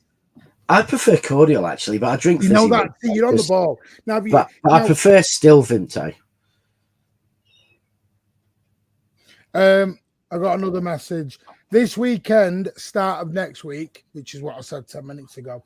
Everything will start kicking off. Big money has been pumped into the academy, as I mentioned the other day. And I can show you the messages. They're there, so you can all say they are there. I'm not Billy bullshitting people. Can't put the phone fully on screen because you'll see who the person is. Can I just say, PK, member for 7 months. Thank you so much. You are again, sir, a legend. Massum has gifted 10 memberships. Do you know what? You lot are turning this into a competition. I like it and I don't like it. Because I like the competitive edge, but don't all try and bankrupt each other by trying to compete with each other. We appreciate, honestly, it's amazing, all of you. Thank you. So everyone thank Massam. And also thank Mark, and also thank AK4P for as well gifting 5 memberships out. That is 20 memberships gifted out tonight. They will go in the end of the season draw. Charlie received his new shirt today. It arrived at his house in the post. I was going to ask for a photo with him modeling it, but I didn't want to do that to him. So Charlie has got it. Charlie, if he's in the chat, will confirm it. If not, he'll confirm it on a future one. But the new home shirt is now with Charlie. So thank you. And also AK has also renewed his membership for a 4th month. Thank you so much, mate. You are a legend. Absolute legend. Right. Go on then, Pat. What's your thoughts on this? Do you agree with it? I mean, no, sorry, before I do that, Rich, are you for it or against it before we move to Pat? And I don't need to just yes or no. I don't think Premier League games should be played other than home and away with the teams who are in it. Okay, like it. Pat, now, the reason I'm using you more than Rich, because you are a City fan who is not Mancunian, he's not from Manchester, he's a plastic glory in Little Sod. We all know you are. He really is. Actually, I know the game that made him become a City fan. We were not great. Trust me now. We were in the Premier League, but we were not good. Yeah, but Martin, you say we weren't. You say we weren't good in that game, but got those goals. Game. See, floppies. I didn't say game, did I? Yeah, no, he became a City fan 93 minutes 21 seconds into the QPR game. Rich, we got beat by Southampton on the last game in the year Pat became a fan. Jesus Christ. It was City-itis. City's last ever game at Main Road and we got beat by bloody What was he called? And not Anderson. Oh, the ginger lad for Southampton when he had that really hanging white shirt and he scored the header off Schmeichel. Wasn't he Nordic? No, it wasn't Nordic. Scandinavia. No, Here's a quiz for you all. Who was the name of the Southampton scorer? It wasn't Ostergaard. Wasn't you're thinking of Egglostonstad? Oh, Egglostonstad, the City's greatest player. Yeah. He scored at Bradford, you know. No, the last City player that scored at Main Road was Vivian Foy. But the last ever to score at Main Road was. It's like, who was it? Right, no, that's bugging me now because I normally know this. Carry on, Pat. Anyway, carry on. Yeah. No, the name's there too. I keep forgetting it. I'm sure it was a Swedish player. It was definitely Nordic. Yeah. Definitely, it was Swedish. Yeah. Carry on then. So I can say you're not Mancunian, you're not homegrown, but you are not someone who wants to have games abroad. It was something like Svensson or something, wasn't it? Something like that. Yeah, that's what I'm thinking. Carry on. Swedish. Can we bloody hell, Rich? Can't blame answer the damn question, man. No, look, I'm going to try and speak on behalf of Michael Svensson. Thank you. Carry on. Yeah, we go. I'm going to try and not speak this from looking inwards because my situation in terms of a fan who tries to regulars as much as he can, given the fact that he's the best part of 10,000 miles away from the Etihad, basically. So my situation is a little bit different to anybody else. But if anybody has any sort of similar levels of dedication and passion to their club and to the game itself, then the last thing you want to do is see the competition that is derived from the league and from the game that is the country or basically the nation that basically birthed the game of football. Now all of a sudden you want to see that very league that was birthed from that suddenly being played in another country. Just don't sit well with me. Is not right. It just goes against everything that the game stands for. I totally understand that the game has changed a lot in the last 10, 20, 30 years. Totally get that. But it should always stay an English game. It should always stay an English league in an English game. And if anybody has enough love, enough passion, enough dedication to it. An English and Welsh game. An English and Welsh game. Not having this just English. I'll let you say it, mate. It's all good. Wrexham are in the English FA, Rich. You don't answer to the Welsh FA. I know. Swansea and Cardiff have been relegated for years too, mate. So Swansea and Cardiff were still in there, I would have acknowledged it, but they're not. So carry on. You're never getting in there, Rich. with their rugby ground, yeah. Look, I think you're taking away so much from the loyal, the passionate, the dedicated fan, who's willing to sacrifice, a good amount of money and a good amount of time away, from doing things at home just so that they can go and experience that opportunity to go and see their club and experience the UK, the English culture, the UK culture, basically. That's something that you grew up learning to love and learning to appreciate, and for it to be taken away and then suddenly be put in some big market where it's just not going to have the same sort of, it's certainly not going to have the same atmosphere. Basically, you're taking the soul out of it. And for me, it's I don't know if it's the first stage or the last stage in basically killing UK football, but either way, it's killing UK football if you do that. The idea of us winning a league and winning the Premier League in New York, it just sounds weird as much as it sounds awful. I don't agree with it. I don't believe it should be ever even be considered. The fact is that I'm gonna put the ball in your court, Martin, and basically say the second City start kicking footballs around in the United States in actual competition, I know for a fact that you're out the door as a season ticket holder, and I think there's going to be thousands going to be doing the same as you do. And the second that happens, that's basically saying goodbye to the game for me. Yeah, that's what it is for me. By the way, John Grogan, you're spot on. Be like traveling circus. I just need to do these for you because this may get a bit heated. DC, again, thank you so much for your kind generosity. Really do appreciate that. Martin, you're a legend for doing a show on this family issues. Honestly, do not. It helps me take my mind off things. Trust me, DC. And trust me, DC, that $10 will go straight to Pat's therapy to get over the love that is lost from you. Pat will need some deep now, so we'll put that towards his therapy session. Yeah, if you can just donate another $10 to DC, that'll go towards Martin's elocution lessons. Do you know what?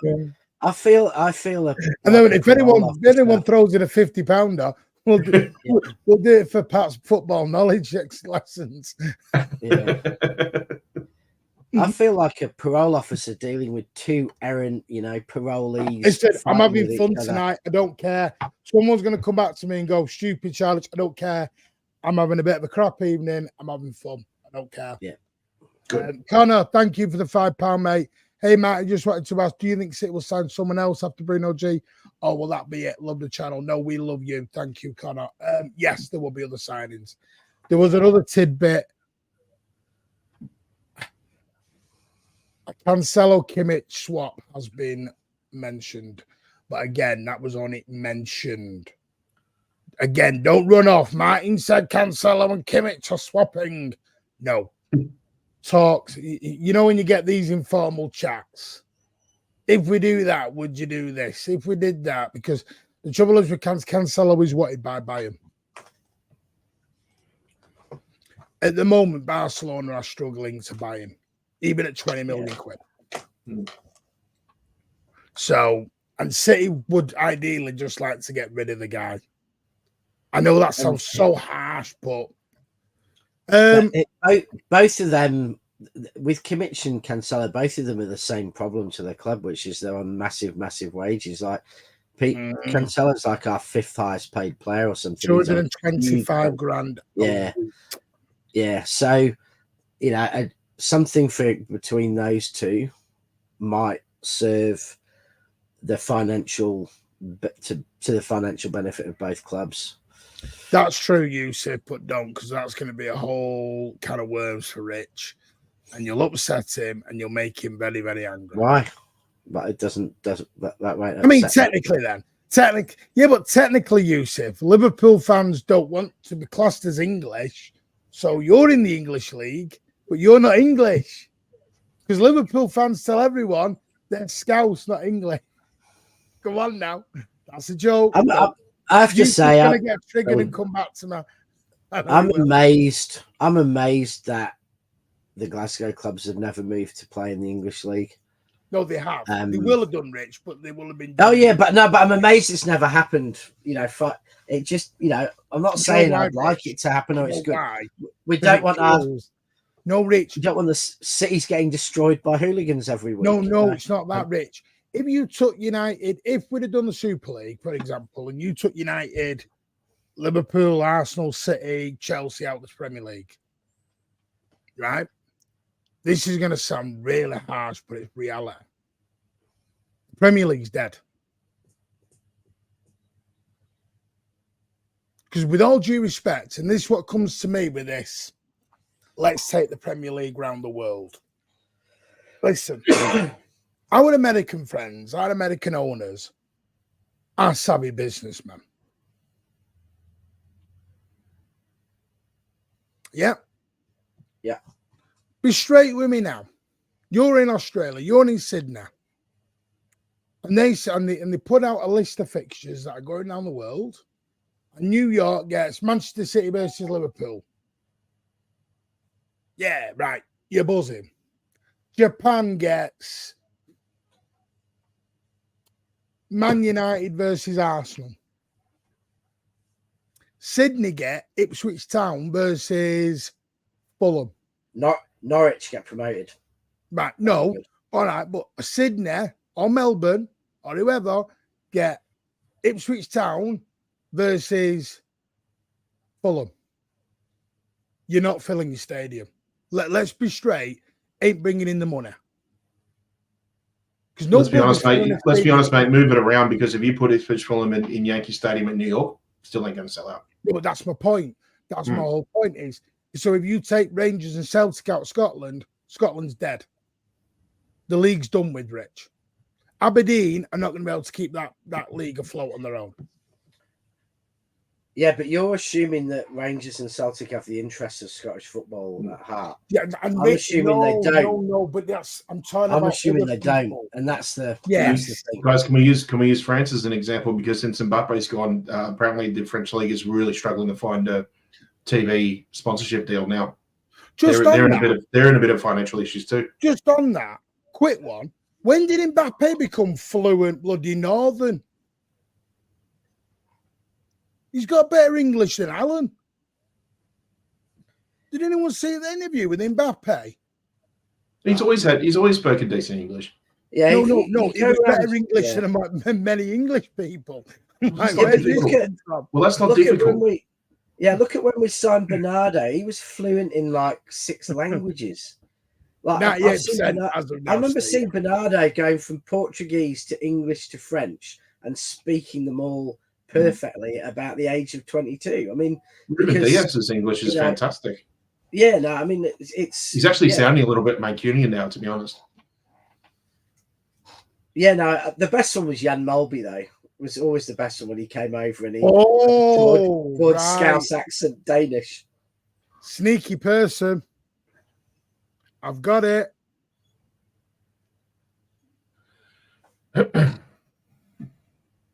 I've got it. I didn't quite get it. I've been told Newcastle will not accept less than 100 and won't pay. It'll get done. It'll get them star Paul Saka. Big old man about it to wait myself, but doing content is what keeps me going. Happy, love being part of the community. Yeah. Luke, I'm going on Luke's Not in My Lifetime podcast, I think next week, I believe.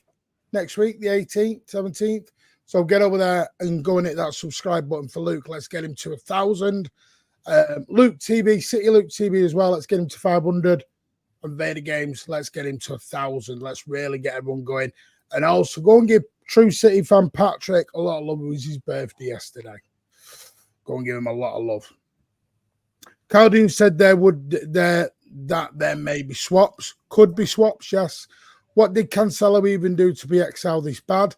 Threatened to punch Pep Guardiola in the head. And then had a scuffle with Phil Foden too. No, it was Rico Lewis.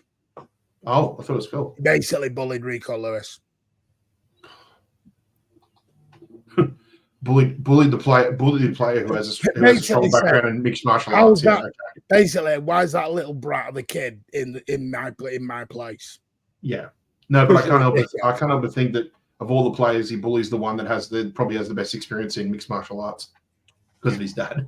It would have been funny if Rico had given him a slap. He might have done, we don't know. Mightn't he clubbing with Ellie and Ashtray Wet? Whoa. That's the only fans. Honestly, Luke, if you need anything, mate, I'm here. I wonder if you asked 100 medic supporters if the club ever played one, how would they feel? Do you know what is interesting? Listen, I understand if you are an American, listen, and let's not just say this is American. Because, listen, we have City fans in Africa to all over the world. There's a big City community down in Australia as well. And this is always my problem. Someone in America is going to be unhappy because they're going to say you're gatekeeping and you're hogging. That's what I read yesterday on a show. It's not fair you're hogging the football. It's the Premier League. Yeah. We can hog it because it's ours. Yeah. I mean, for someone from that part of the world to say that, they're probably the league is ours. Yeah. For someone to say something like that, they're probably just bitter that maybe their NFL team plays 1 or 2 games a season over in Germany or the UK. So they're probably thinking like for like in a way. Yeah, but it's not an NFL team. It's not an NFL team. It's an NFL franchise. No, but you know they what I mean? Move those teams around anyway. Like Super City, I'm not gonna out you, but I know Super City goes and watches a Canadian team, and he told me privately that it's a great atmosphere, but the football's garbage and they're not overly they're not into it. It's not like English football. It's very different. They don't do segregation. Australia definitely don't do bloody segregation in some games because there's no bugger in the stadium. I know you do at Melbourne and Victory or whatever it's called. I know that gets a bit heaty, but Sydney Derby too. Sydney Derby. Yeah, but F3 derby between Newcastle Central Coast can get spicy. Does it get? Is it spicy for an Australian game, and we'd just laugh at it, or is it spicy like United Liverpool spicy, to where they need 300 policemen to segregate them off? It depends. Do you know? I was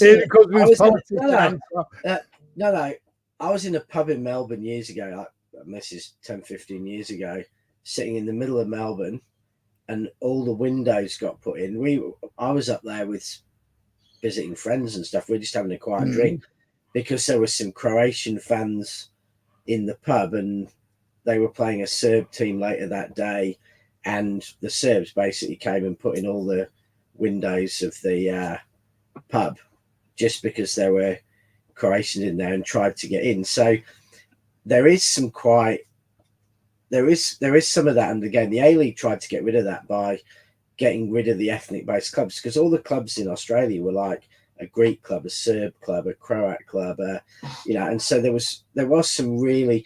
I don't think that's really about football. It's like Celtic Rangers. It's about religion, or well, in that case, it was about the war in the Balkans. So there was a lot of that around football, but I don't think the numbers aren't big enough, and it's not spicy like if you go to City Millwall or something like that. But there is a nasty undertone of I'm not saying there is kind of ethnic trouble in Australian football. I mean, I don't know. I understand.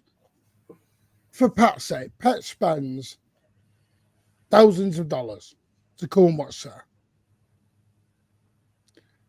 So I understand if Pat went, you know what, won't mind a game over there. I'm going to play devil's advocate for a minute. I just think, is that not what pre-season's for? Or am I being harsh again?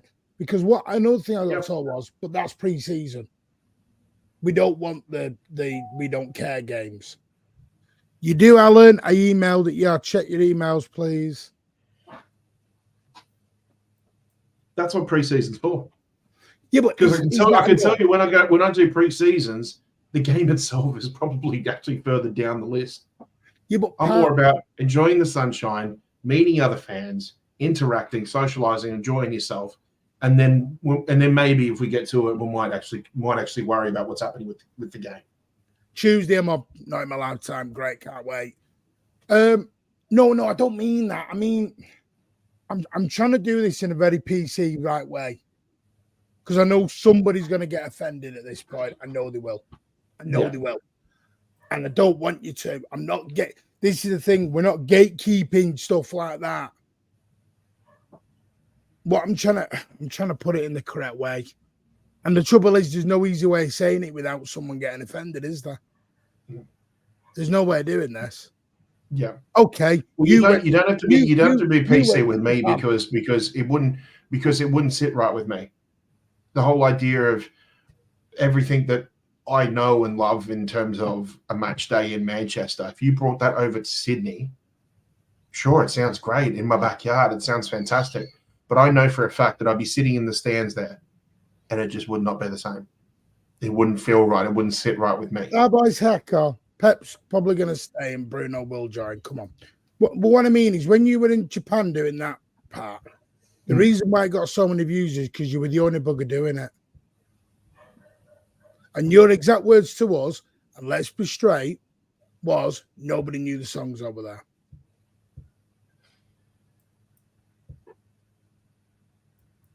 Which is even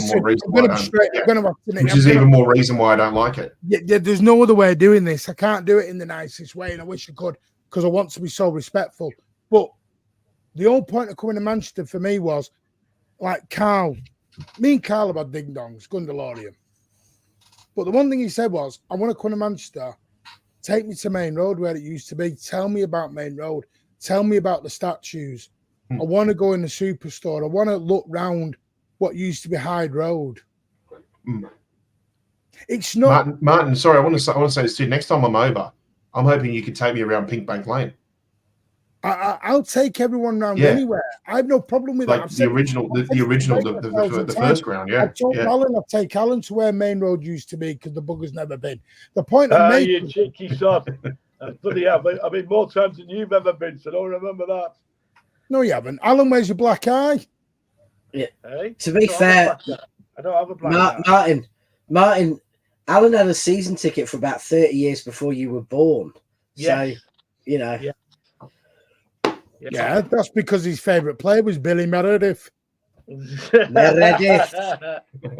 DC says, I feel the same way about City playing in the US as I do about the annual Major League Bank. You know, Spot on. The only thing, the only thing, DC, I might say though is Major League Baseball does have 162 games a season. All right then, Pat. We'll switch it then. The Green Bay Packers, when they came to Tottenham Hotspur Stadium, loads of their fans were against it. They hated it. But then that's the other side of the scale because they only have 16 games a season or 18. Kathy makes a great point. English fans will be chucked out within 5 minutes at some of these stadiums abroad. Yep. We can't start singing "Does She Take It Up the Arse?" Whoa, we'll be straight out the door. Mate, your sister is your mother. We'd be out the door. We'd be Martin, the biggest thing I've noticed is when teams come out to Australia and play their pre-season friendlies and stuff like that, and Patrick will verify this. They don't know the songs. They don't sing in Australia. They certainly don't sing as much in America. They don't understand the culture of the English football fan. And it's so different. You go to an AFL. Hang on.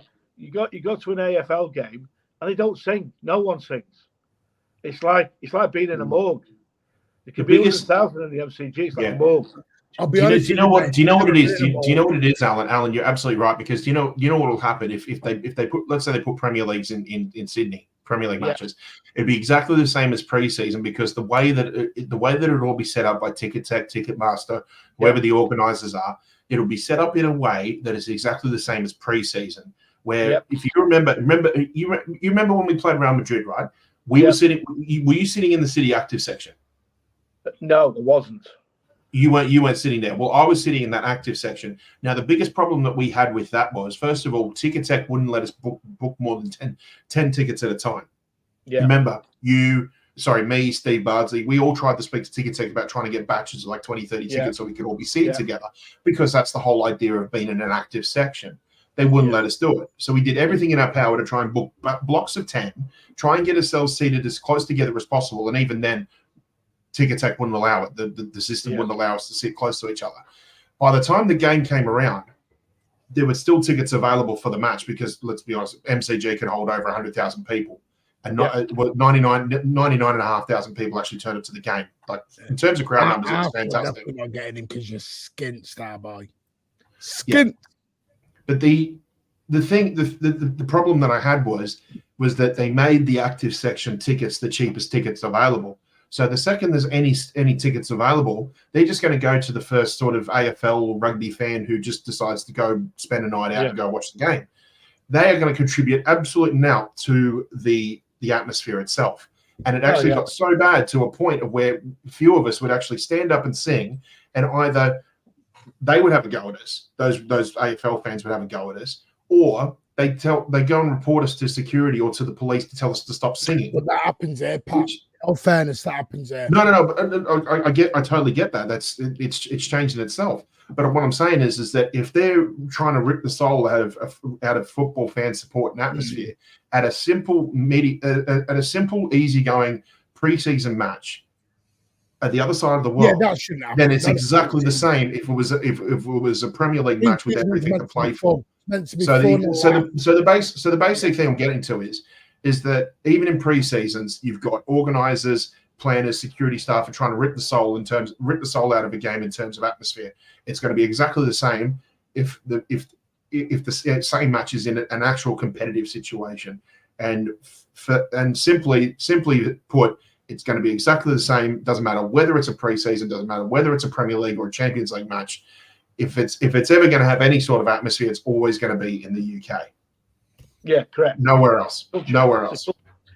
That's why it shouldn't leave the UK shores. No.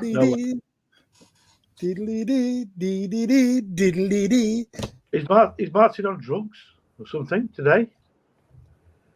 I'll tell you all off there. As I said, I keep going for Manchester matches and watch City play in the US. Exactly. No, listen, this is not about one belongs here and one belongs there. It's not about gatekeeping. No one's saying, listen. Sorry, Martin, what have you just put up on my screen? Like, what? What is that comment you've just put up? I'm just staggered. I'm speechless. Oh, that one. I'm putting him up because stupidest comparison. Yeah, I don't know why he's even doing it. I mean, jet lag is listen, before people jump into this, it's not gatekeeping.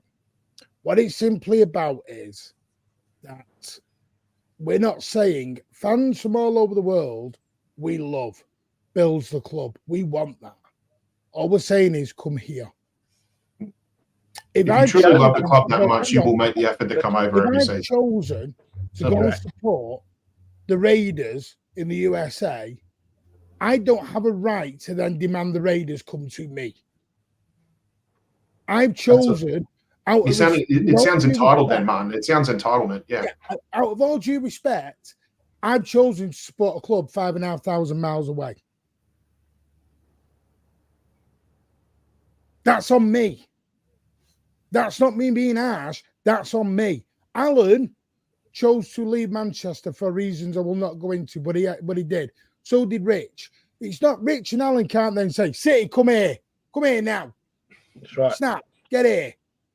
No, they chose. To be fair, Martin, I didn't choose to leave Manchester. I got moved when I was in my teens.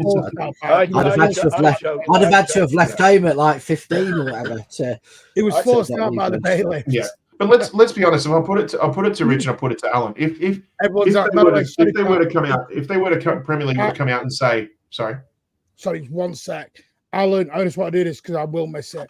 Everyone's asking if you're okay, Alan. I'm absolutely fine. I'm absolutely fine. It was just two Liverpool fans. Right? No, we don't need to Liverpool fan. Just say rivals. Jesus Christ. Yeah. Before he starts. Let's be honest. I want to put it to Rich and I'll put it to Alan. If you found out that, let's say City were going to play Tottenham at the MCG or something in an actual Premier League match, while it sounds good on paper, it just wouldn't sit. It wouldn't sit right with you, would it? No. Hang on. Starboy Saka. I don't know if you're now trolling. You started off being very respectful. You're now trolling. He scored in both games, you tit. He scored an absolute banger at the Bernabeu. He's talking about the home game and the FA Cup final, isn't he? He's been. So is that it? Are we just naming the one? Where was Arsenal in the title race? Because every time we get to the last 100 metres... Where's Saka been in so many matches against City, mate? Oh, sorry, he's ended up in Nathan Ake's back. No. Let's be completely fair. In all those big games... One thing I absolutely love about Saka is he has this trolling element.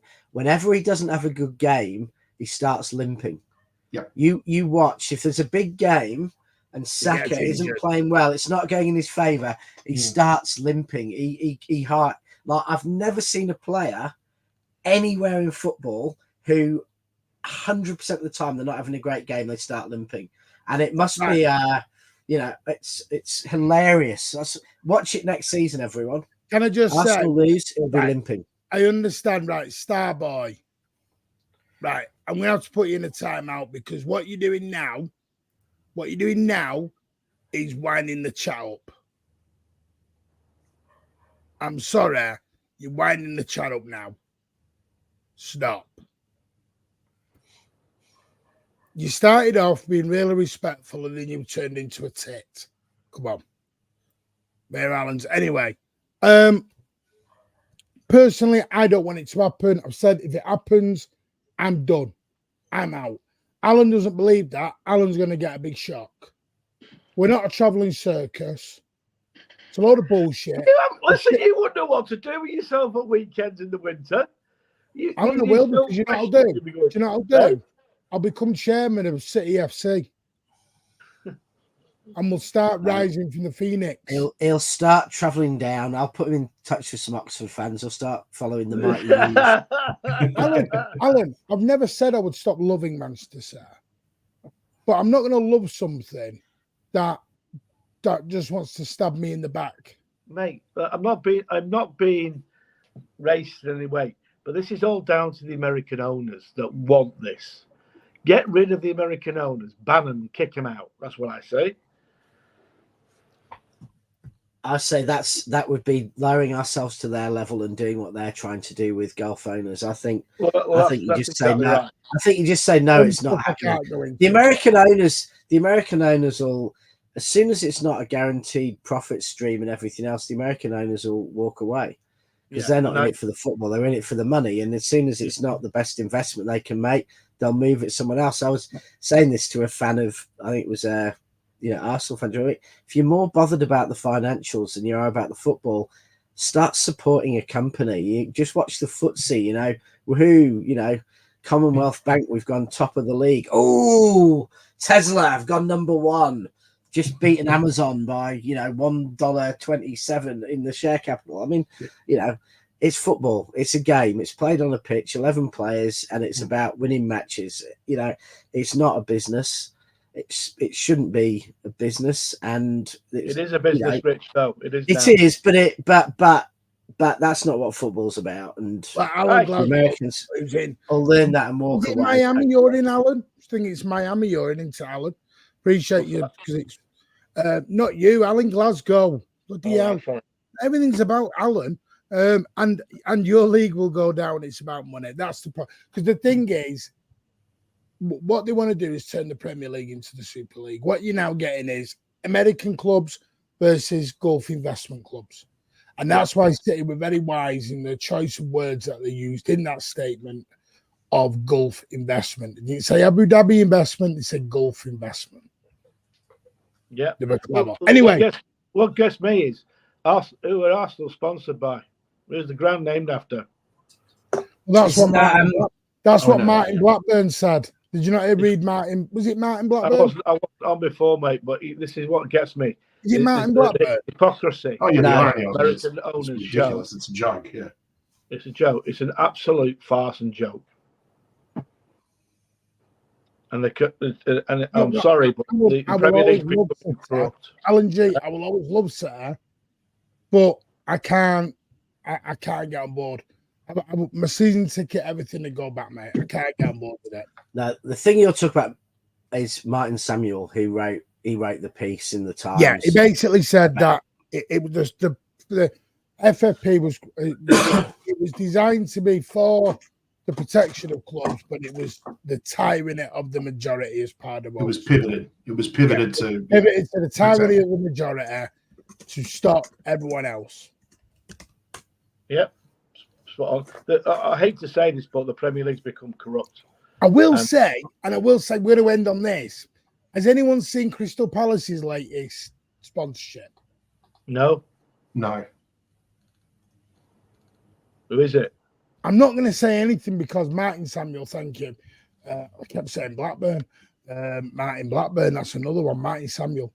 Listen, I don't know because it's not my place. Listen, I understand. There's no point saying it, Martin. Hang on. There's no point saying this and then not telling us. Who is it? All right, boss. Shut up. Oh, I'm just saying it here. It's a Shut up, boss. What? Bloody Alan. I've got to drop, guys. Yeah, Crystal Palace. Thank you, Rich. Rich, I'll ring you in about 10 minutes if you're free for 2 minutes. Crystal Palace have announced a brand new sponsor called Net88. Now, it is a company that was only established a year ago, maybe. No, 2023. It was only the Twitter account for the UK was only published yesterday. And the who are person they? that has the picture of the spokesperson is a former Vietnamese YouTuber who died in 2023. Right. So they've said they've made up a club. They've made up a sponsor to be their sponsors. The gambling. I mean, to me, good luck to them. I'm not, listen, this is what's going to happen now. Because the rules are shit and the rules are all twisted and bent, people are going to try and cut corners around. Of course, yeah. Yeah. Loopholes, grey zones. Yeah. And before anyone says Etihad was not a brand new made-up company at the start. It was only just started. No, it wasn't just started. No, it had been established, Alan. But there was the talk of whether it was making profit at the time to be able to do it. But if you read the Cass case, that was all proven. Oh, no, it was. But they're Tony Hogan. Have you watched my video from yesterday, Alan? Yeah, but they're going to have to go through they're going to have to go through every single section again, over again. Yes, but Alan, as I talked about yesterday, they've got to accuse major companies, Deloitte, etc., of collusion. Oh, I know. It's going to be very hard to prove. Basically said, by the way, also the Premier League have done, because also this is where the Premier League have got to be careful is, because what they're saying is their auditors have done a shit job going through City's books. Well, what I will ask you this question is, with Aston Villa now standing up and saying they're going to put, are they actually going to sue the Premier League, Aston Villa? Because if they do, that will go in our favour. No, you don't understand that. You're not understanding it, Alan. There's a bigger issue going on here at hand. Oh, I know. This is becoming a Super League. I know it is. The Americans who want it their own way, and I know it is. No one's stupid, mate. It's completely the Americans that are doing it, and it's not their league; it's the English league. Yeah. Anyway, Alan, I'm out to tell you the news. Mateus Nunes is very, very likely to go to Saudi Arabia. Yes. Think you're being very harsh, but I understand. Well, listen, mate. He's not going to get a game at City. He is not going to get. And if we say, I understand that. But I think there's a way we've got to do this. Just let him go. It hasn't worked. But this thing of his shit, I don't agree with. It's your opinion. You allowed it. Don't agree with it. Mate, I didn't say he was shit. I said he's not going to get a game. Said it on a weekly basis. He's not going to get a game at City. And if we're I think he was the right player at the wrong time. Yeah, he could have fitted. He could have fitted in. He could have fitted in maybe regardless of age. I'm just saying, like a player like that could have fitted in 5 years ago, or he could fit in 5 years from now. We don't know, but it was just a good player, but just at the wrong time. Patrick, I'm confused why he wants to go to Saudi because the standard of football over there is not great. I know the money's good. No, he may not want to do. This is what it is. The decision's in Nunes' court. Yeah, well, he should go and play in Europe somewhere where the standard's higher. Yeah, the only thing is we won't recoup a lot of that 15 million. Hang on a minute. Yusuf, remember the Thomas Cook days? I certainly did. Thomas Cook trophy. What an absolute bling trophy that was. Yusuf, should we have a chat about standard charter? Should we have a nice chat? I'd like to talk about that. Hang on, Rich. Hang on, Alan. Shut up. Right, Yusuf, let's have a chat about standard charter and the latest legal battle that's about to begin within court. Should we talk about it, Yusuf? Which has been very quiet in the news, that's for sure. Oh, no. Don't see Craig from Anfield Agenda talking about that. Yeah, Craig from Old Anfield, old Egghead himself, hasn't had a chat about standard chartered and the old terrorism, has he? Yep. Anyway. I've seen the emails. Yeah. Are they going to get kicked out of the league for dealing with them? And we're only joking, Yusuf. We know we're joking. We're just saying. The point we're making, Yusuf, is when have you read anything about the standard charter issue? And before anyone goes, we've been saying this for years. It's only just got to a court system now. Oh, it's beautiful. I hope they get. They should kick them out of the league and put them in Division 2. Right. Abu Dhabi should sponsor something from Newcastle and Saudi from City. That's a good loophole. I think our shirt sponsorship with Etihad is actually up at the end of next season. That's what they're arguing about at the moment because they're renewing. No, Starboy. What we're saying is, you're in a City channel, mate. Be respectful. We have a bit of banter, but don't be a dick. You're not that club where you think you can come into a City channel and give it the big one. 20 years ago, yeah, you've done jack shit for 20 years. Come on. Get back in your cage with all this bloody amazing stuff. Arsenal have not done that for 20 years. Shut up. 20 years ago, Arsenal were massive. They still are massive. I'm not saying they're not. But don't come in saying, mate, but in 5-10 years' time, no one's going to care about your back-to-back seconds. Sorry. I never wanted standard shout. That's all you lot are saying now. Stop it. Anyway, right, I think we should bring back IDOS. Bring back IDOS on the kit. Yeah. Brother's the favourite. 11 idiots. 11 idiot. What is it? 11 idiots stream with success. Yeah. Anyway, so what you can take away from this is I have had a message like that Bruno Guimarães is 98% done to Setter. Martin, Nunes likely to go. Martin, don't get carried away until he signs. It's not done. Alan, I'm live on air. I'll have you £100 charity bet right now. He signs for Setter. How confident I am, pal. Come on, let's see how big your bollocks are. Can I ask you one question? Has anyone heard what's happened with the yearly meeting that Pep has with Sheikh Mansour? Yeah, they had it today, Alan. They're over there right now. And is he going to extend or is he not going to extend? Because if he doesn't extend, you can kiss goodbye to some serious signings.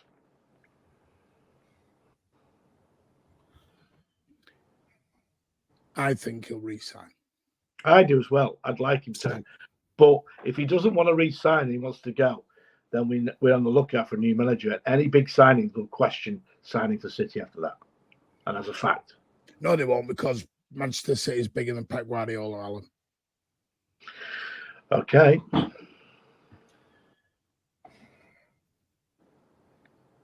Won trophies before Pep. Win trophies without Pep.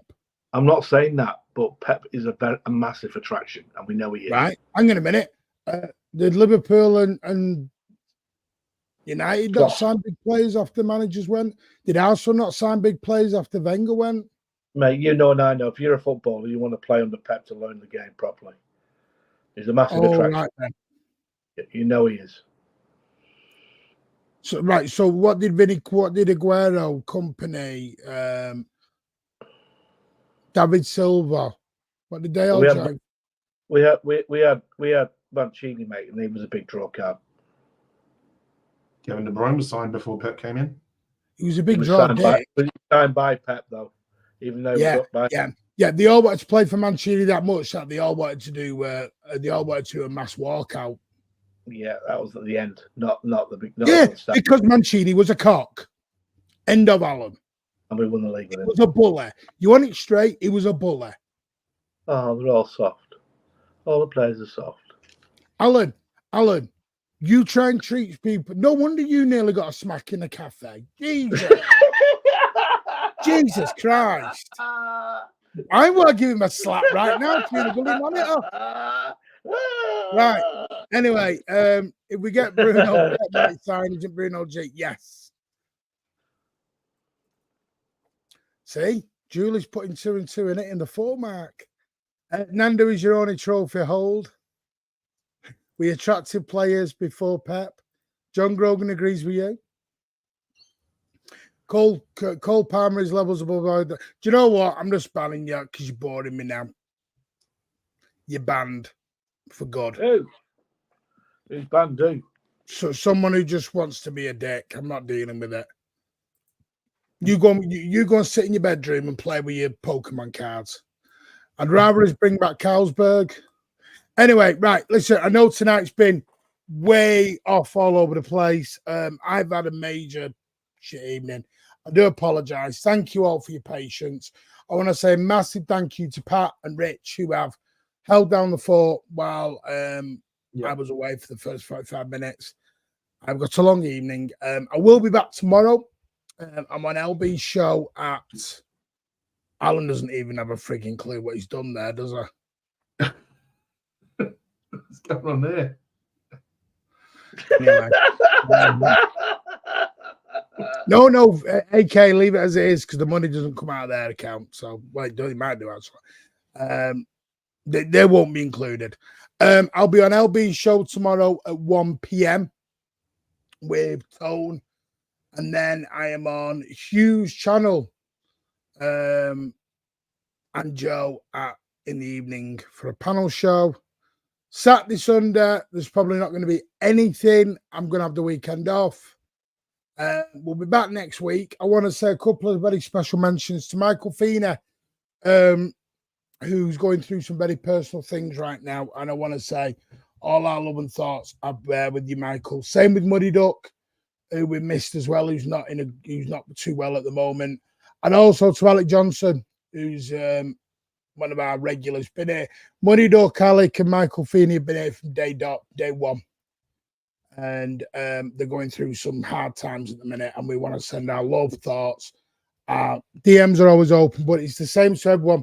Doesn't matter whether you've been here from day one or you're here from day whenever. We're here to support you all. And we're a big family, we're a community, and we will have a bit of fun, and we'll do that. It's not from Tolma, it is Taj. What? Hey, what? Have I missed something? What? Are you basically saying you don't believe anything unless it's from Tolma? You don't know who I get the information off. I've always said I'm not the ITK. Hey, get neighbours next summer if possible. Rod replacement down the road, hopefully a long ways. Big up yourself, Alan J. And a massive thank you as well. I will shout these out. Louis Saswick for the super chat. Mark Harris, A1M, PKMCFC, Massum, AK4P, DC, Connor for all their amazing super chats and kind generosity for spending their money, as well as everyone who has been amazing and tuned in, listened, supported the channel. We have smashed through 5K. We are on our way to 4,100 already, which is, I'm just amazed. We're only 40 off that now. A big thank you to the video. The video, when it went out yesterday, it's at over 4,000 views right now. And it's heading towards 400 likes. So I appreciate that. This video tonight has done nearly 1.2 thousand. And listen, you lot are amazing. And I can't thank you all enough. No, State, I understand that. I'm saying Alan knows. Me and Alan have known each other a long time, and we like a bit of banter. But sometimes I've got to put Alan back on his leash just to calm him down a touch. Just to calm him down a touch, he knows. But Alan knows where I get the info off. And Alan, if he's honest, will tell you it is genuine information I get. Yeah, it is. Here it is, and I won't tell people who it is that he gets his. No, he won't tell anyone who it is. No. Anyway, thank you all. We'll see you on the next one, and I'll see you tomorrow. Maybe, I don't know. Pat will pull his muscle his way into LB's show. He generally does. Yeah, careful what you wish for. She's not. You expect Pat's over there. Can I ask you what your opinion on how England will do in the Euros? Don't care, but a bag of shit. Southgate, sack him tomorrow. I agree with that statement completely. That's the end of that. I have no insight. By the way, anyone expecting Euro content on this channel, sorry, we ain't doing it. I'm more interested in watching Alan pick the fluff out of his rear end than what I am bloody watching the Euros. No interest in it. I want to know about your OnlyFans, Martin. Just leave it. I've no interest in Euros. I might watch the odd game, but I'm not. I don't know. England is shit. England, Southgate out for me. To be honest with you, I'm more inclined to watch the T20 World Cup, Cricket World Cup, which, by the way, I am watching bits and pieces. So I've been watching mostly Australia play. Yeah, well, I've not watched a game of that, to be honest with you. Did you see? Just We quickly, were ending, ladies and gentlemen. Phil Salt, the opening batsman for England, he wears number 61 on the back of his shirt for a certain reason. Tottenham. No, What? no, 6-1. Oh, does he? Yeah, Does he? he's a boyhood City fan. He used to go watch matches at Main Road. He wears 61 for 6-1. Yeah. He could have been a Tottenham fan for last time they won the league.